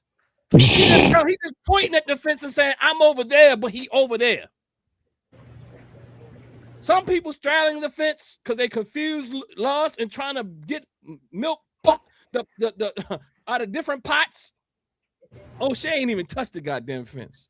Oshay just been pointing at the fence. Say, look over there, that's me. And he been 100 yards away the whole time. See, people, look, we got to stop letting people play in our faces. Y'all got to vet y'all teachers. I was over there on the platform over there. Oh, we understand what you're doing, such and such. We understand what you're doing. Y'all don't know what they doing. You think you know what they doing. They playing you. That's what they doing because we like celebrities.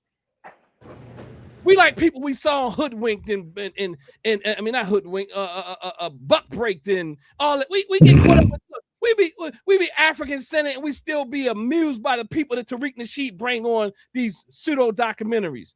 Call them pseudo-documentaries, but then at the same time, man, we know that what Tariq brought us has been a bunch of crap. I'm sorry.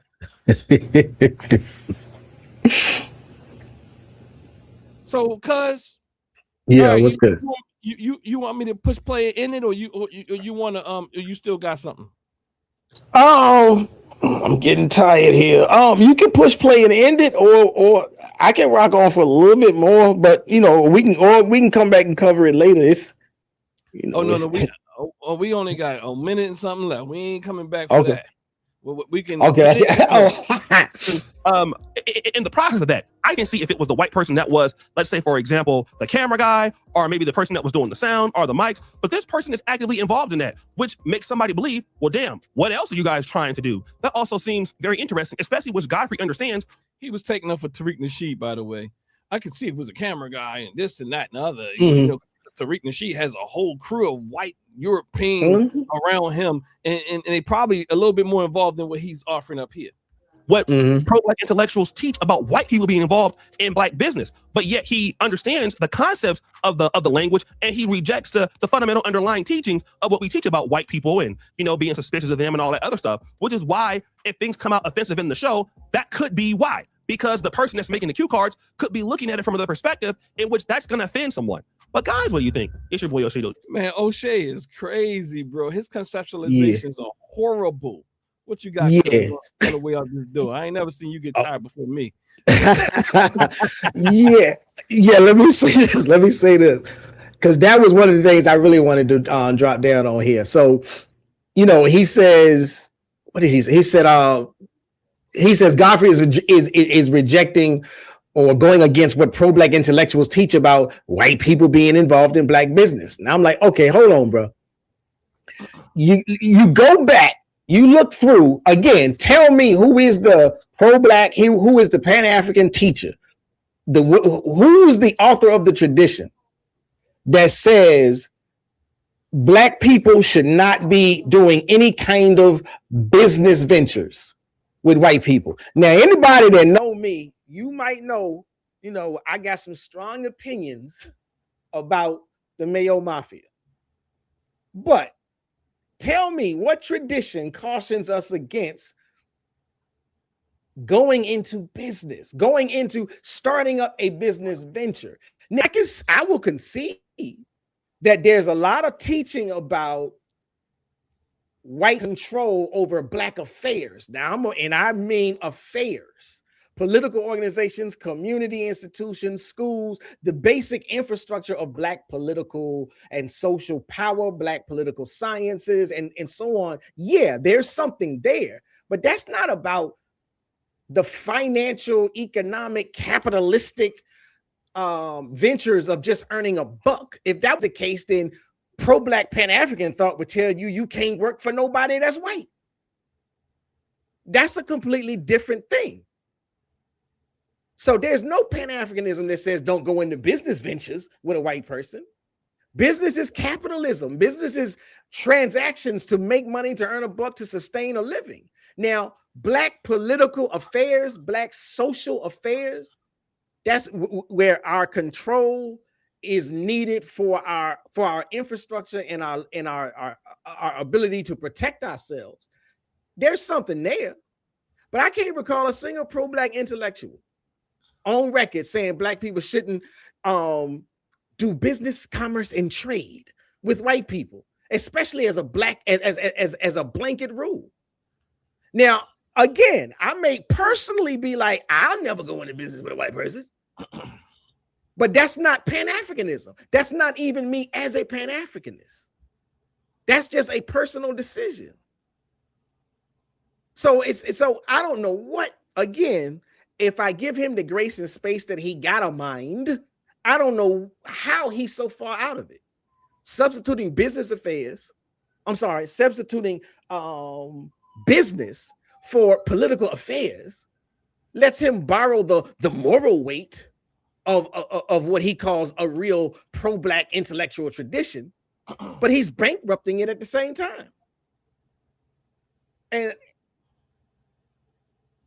all right, I'm appalled. Well, I was gonna say something else about, again, just the idea, the notion, like, so you tell me this, you trying to tell me that if a white person comes to Oshay Duke Jackson with some revolutionary idea for internet business, he gonna turn it down because he Pan-African and he only in it for the foundational Black American spirit of it all. Now, Godfrey's own words are that CJ and Heather, the white lesbian, that they are the ones that came to him with the concept of 154. He doesn't say that they run it. He doesn't say that they own it. He doesn't say that they have editorial control. They came to him with the idea. Coming to someone with the idea and holding executive authority over the show, that's two entirely different things. Again, now I'm not saying that I know who is in control, but he's making the assumption that they're in control because they came to him with the idea. He never establishes that as a prima facie case. Man, FBA is suffer with a collective borderline personality disorder. They fragile. Whoa. And Oshay, I think, is just a fraud. He not that fragile. He's just a fraud. He's more like his is more like he's part. let me say how I normally say it. FBA is a cluster B-ish type of cult, and some of them are more on the spectrum of narcissism, and others more on the spectrum of borderline personality. And what do I mean by collective borderline personality? Is that all they do? They wait for people to say things that upsets them, that they read as being overly critical. They are the people who struggle with borderline personality disorder. Everybody's doing something to them. They're I'm sorry to say it, my folks. I'm sorry. It's just, they're emotionally dysregulated. It's always somebody else. And they have you walking around like you're on eggshells. Then they call you a narcissist, but they are actually cluster B-ish. And the reality is you're not going to ever be able to please them, because anything that goes on with them, they take no responsibility. FBA is borderline personality like in a collective sense. And what do I mean by that again? they have you walk. They gonna have this one. What is it? 154 podcast. They gonna have those African brothers and sisters on there walking on eggshells. Mm-hmm. And Godfrey, I can tell you, like, hell no, we ain't doing that up in here. Oh no, we ain't doing that. Mm-hmm. And that's what he needs to do. And Exactly. he needs to separate, because he has to be. I'm certain I haven't looked. I'll watch, but my assumption is he would need. Well, I'm going to just say he needs to separate. Although it's not going to really do a thing, because they're going to. If he says I'm talking about somebody different, I'm talking about these group of FBA people. They're going to still say, "Oh, that's disrespect. You're not accepting that the way that we want to identify all five of us." All five of us that now wants to superimpose this identity on all Black American people whose ancestry came through the United States through chattel slavery, or the indigenous and the indigenous ones as well. Like, it's crazy. Like, let me tell you how crazy FBA is. First and foremost, they're even saying that, I mean, I don't know. They're even saying those who didn't go through chattel slavery. Mm-hmm. That because a lot of them are now saying, well, we were here. We were here. We never were enslaved. And that's a false story. So I'm trying to figure out, what is your reparations for then? What's your reparations fight? I heard somebody say it so clear. If you are indigenous, you need to go and take your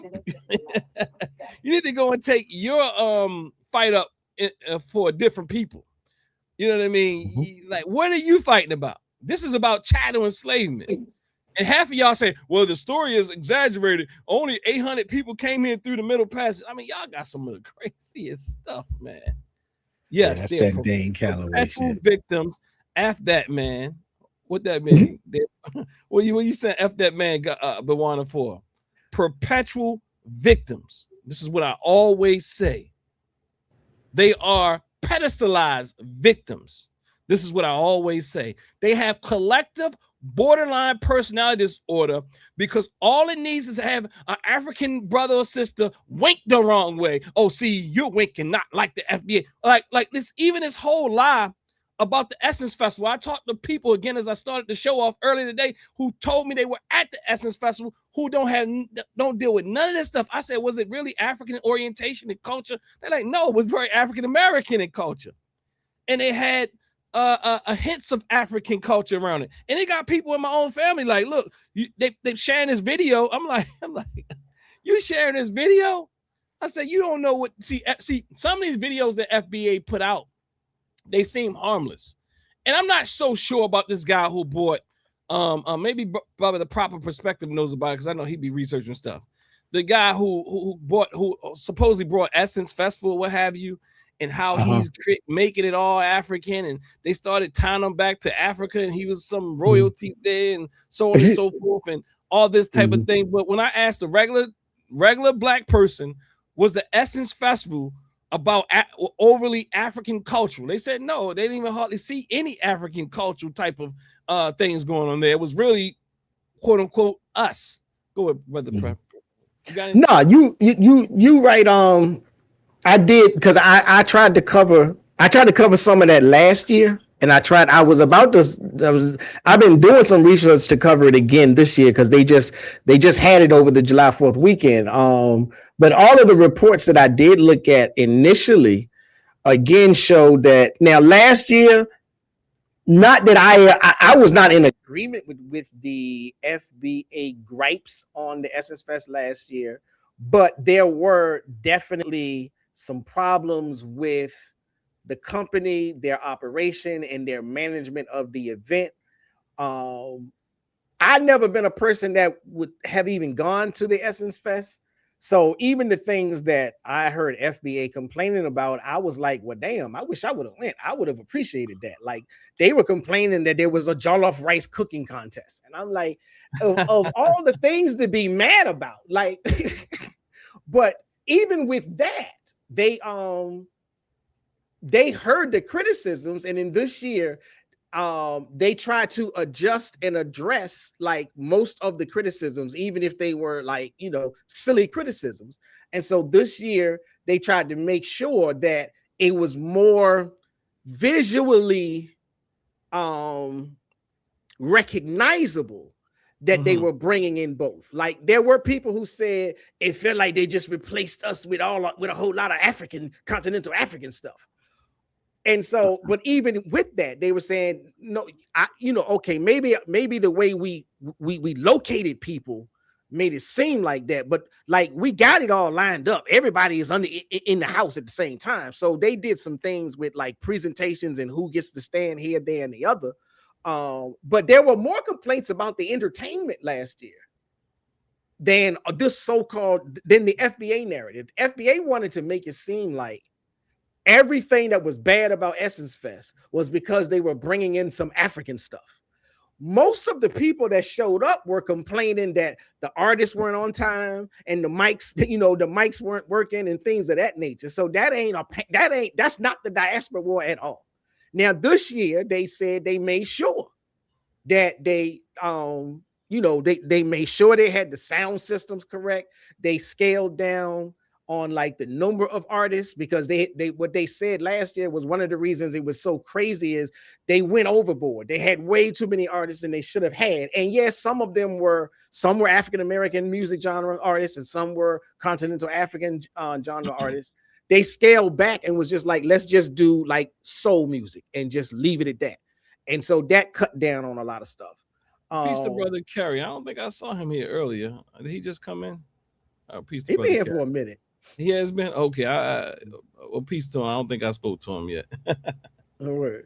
But yeah, even and I'm forgetting his name right now, but he is of Liberian descent.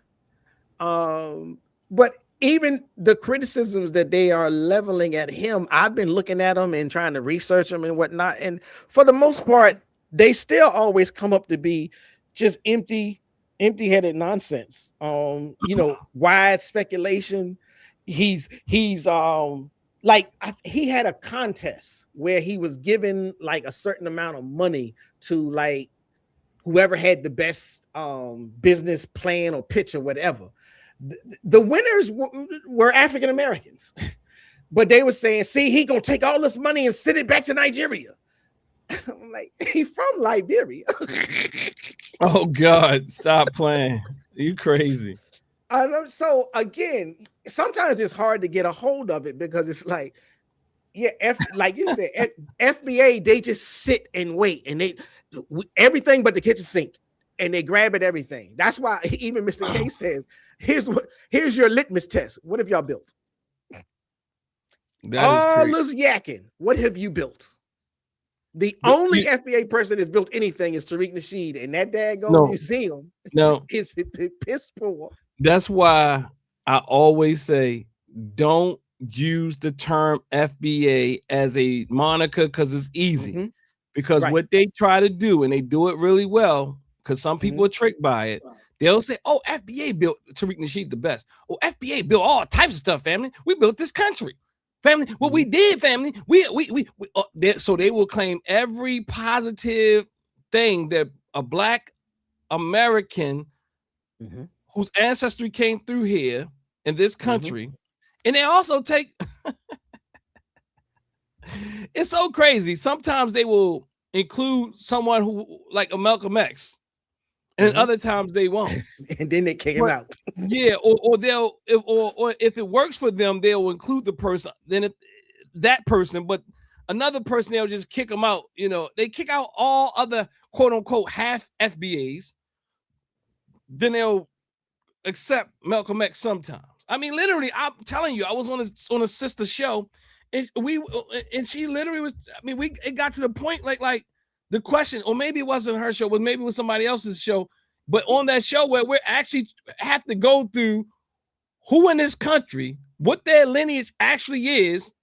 And so now I have to go back through and pick through if Malcolm X and every other person who we lift up in this country during Black History Month, what their family lineage is. I mean, I hear them calling out Roland Martin because he got a great something Haitian grandfather back 7,000 generations. Like it's like one grandfather. You know what I mean? Like it's so crazy, bro.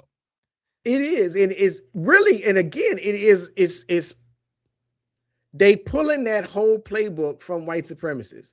And I'll say like, and I mean like the hardcore, the Ku Klux Klan type white supremacists, they've always had this thing where like when white folks try to join the Klan, they got to present genealogy. And white folk go through and be like, okay, well, who was your great great granddaddy? Who was your great great grandmother? Because white folk want to make sure they not gonna let any non-Aryan type of Anglo-Saxon in there. And that's what this whole foundational Black American genealogy trick is.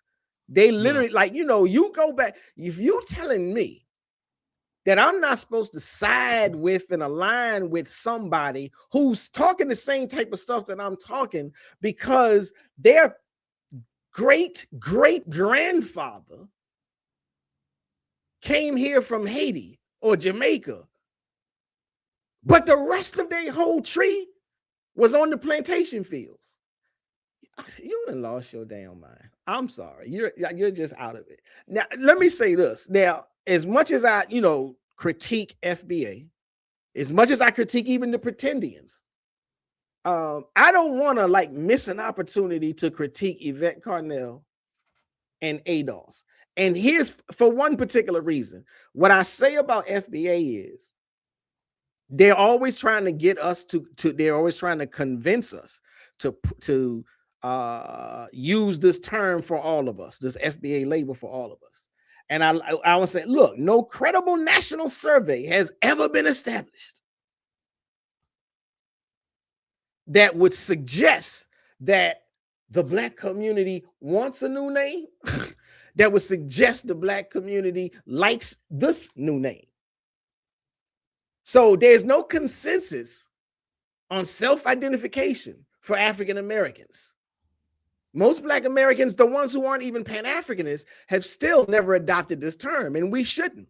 But if you pay careful attention to ADOS and Yvette Carnell, they are trying to get it pushed into the government documentation. They're trying to get it where on the next census, when you go and you check and you do a checkoff for your self-identification on the census form, you can put FBA or ADOS, or if they lose that fight, then they're trying to have a write-in label, and then they're going to be pushing and promoting that everybody choose one of the two terms. So like they'll be telling all of their FBA cult members, okay, since we didn't fully get what we wanted, they won't call us that on the paperwork, but they did say that you can write in how you self-identify. So everybody put FBA or everybody put ADOS, and then we'll get it in that way. And so I just want to throw that out there. That's like just one more level of the battlefield. Yeah. Peace to brother Q Butter in the building. So family, Pan-African first, thanks for joining. I see you be coming here strong. Dr. The Juma Boutique, they want Dr. Greg Carr to adopt it.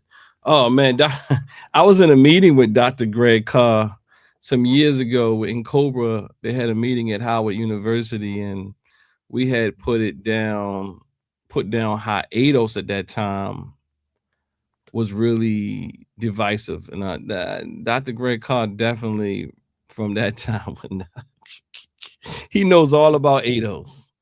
I remember it was crazy because I think, what's really crazy? I could be incorrect in this, but Omar Wali Africa was at that meeting. I think so, but I also think I could be wrong. That brother, what's his name, who got the channel? He was in that meeting in Cobra talk. What's his name? Street Media TV. Who be that Tahaka Bay shows how this brother. What's his name? What's his name, y'all? He comes on every now and again. He's in Philly. I can't think of the brother's name. He's always been trying to make a platform for himself. But he's finally found his little niche. And in FBA, because I think Ados kicked them out. George Macon is his name. They kicked him out, but I saw him at an N-Cobra meeting, I believe, if I'm not wrong. But he has been at N-Cobra meetings. He's always been in and out, trying to find his way. In fact, Tahaka has video where he talks about his own immigrant heritage. Now he's coming back and acting like he doesn't have it. In fact, I think I saw the clip where Yvette was like, nah, you're not pure enough to be a part of this. Just like you saying, you dropped this whole idea about how the KKK says, look, no, we're going to give you a purity test. And just like that purity test that Tariq Nasheed has on his website. Look, I'm sorry, y'all. I mean, I get it. And they're going to try hard, just like you said, cuz they're going to try hard to get it on some governmental document, because at that point, that thing, what people are taking lightly, will disrupt in a way, and it will affirm in many people's minds this quote unquote delineation, not just a delineation and we just have a different name, but the entire the ideology will become more pervasive. You know, it's not. Look, I know we don't believe it, but ideology is tied to identity.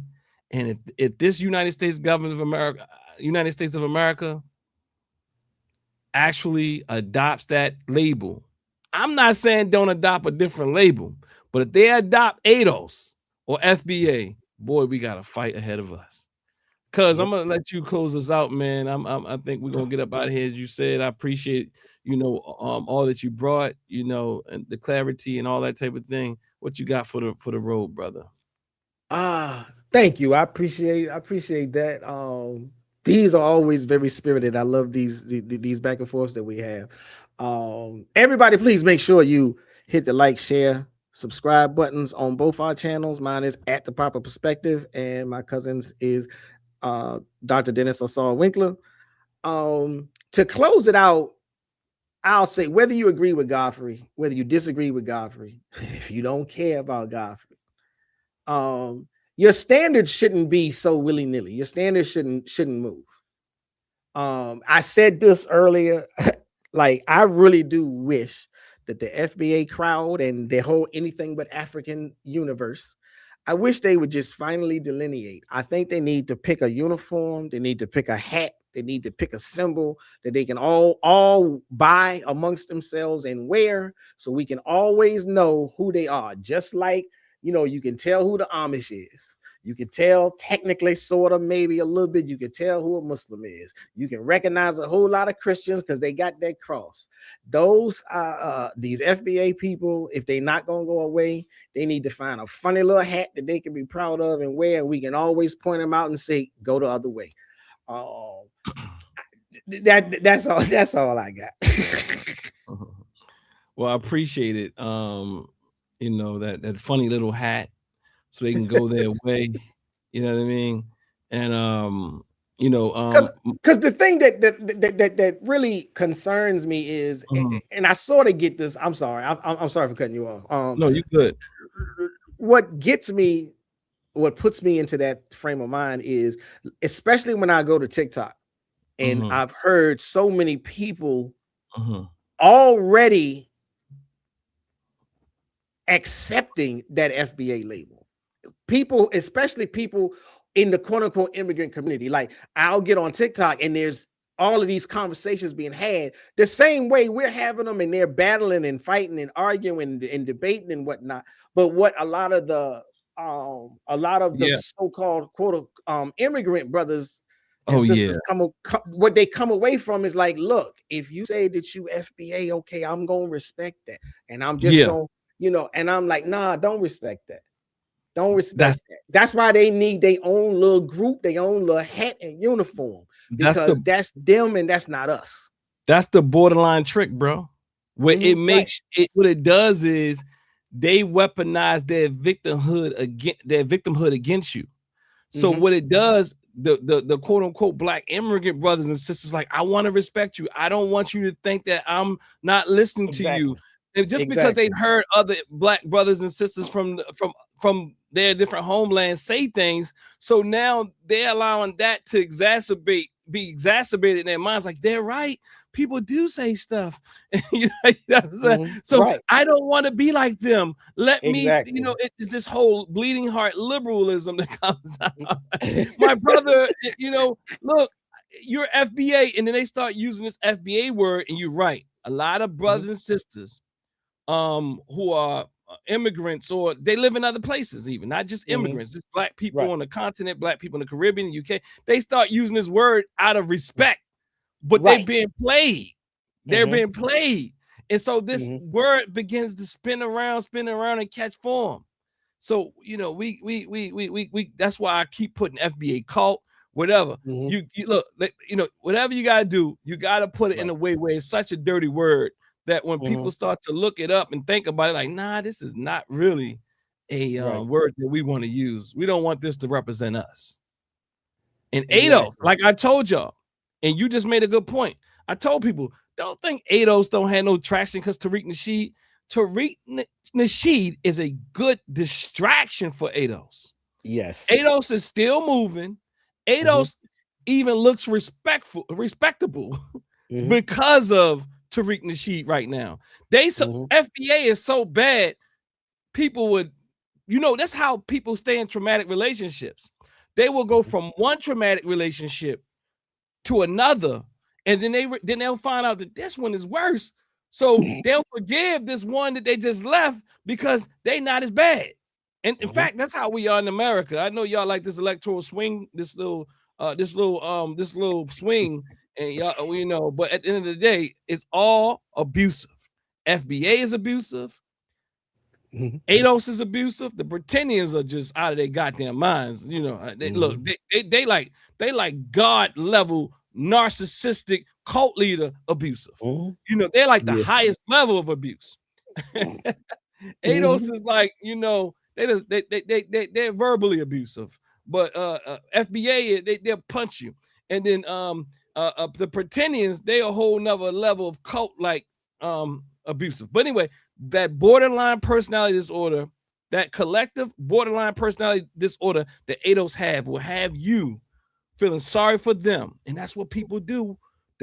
Even narcissists, that collective narcissism, they will have you feeling sorry for them while they playing you the whole entire time. Family, family. I appreciate you all for joining us today. Me and my cousin, we won't get up out of here. Both my voice is cracking. It was cracking probably before I got started. You know what I mean? But we will see you soon. Really appreciate you all. Please hype up the video, like up the video, subscribe to At the Proper Perspective. Subscribe to at Dr. Dennis Ausar Winkler. Doctor's Dr. Dennis Ausar Winkler. Subscribe, hype up the videos so we can get an algorithm. It is a war, family. I know y'all, a lot of times we don't believe so, but wars are fought in all battlefields. And ADOS, FBA, and the Pretendians are on the battlefield of social media, but really on the battlefields of our mind. So, family, the battlefield of our minds. Until next time, as Dr. Amos Wilson says, when you claim you're Africanist, you're going to get your mind back. Generalized black woman is doing this and being this. That is that is irresponsible. No, when you claim you're Africanist, you're going to get your mind back. Showing me, you know, black and proud. Claim you're Africanist, black and proud. I think that if when you claim you're Africanist, you're going to get your mind back. a page, what is the status of people with half FBA? I'm telling you. When you claim you're Africanist, you're going to get your mind back. That's why I was laughing, because claim you're Africanist. I'm not saying the framework doesn't do a thing, but become a part of it. We've been embrace it. To black men become a part of it. Being in the control. We become a part of it. Only embrace it. That those one of the best stories I've ever heard. Embrace it. When you claim you're Africanist, you're going to get your mind back. Mental growth takes place. You've been misled by leadership, for instance, that thinking you can consume. When you claim you're Africanist, you're going to get your mind back. Black and I'm proud. Claim you're African. Black and I'm proud. I'm telling you.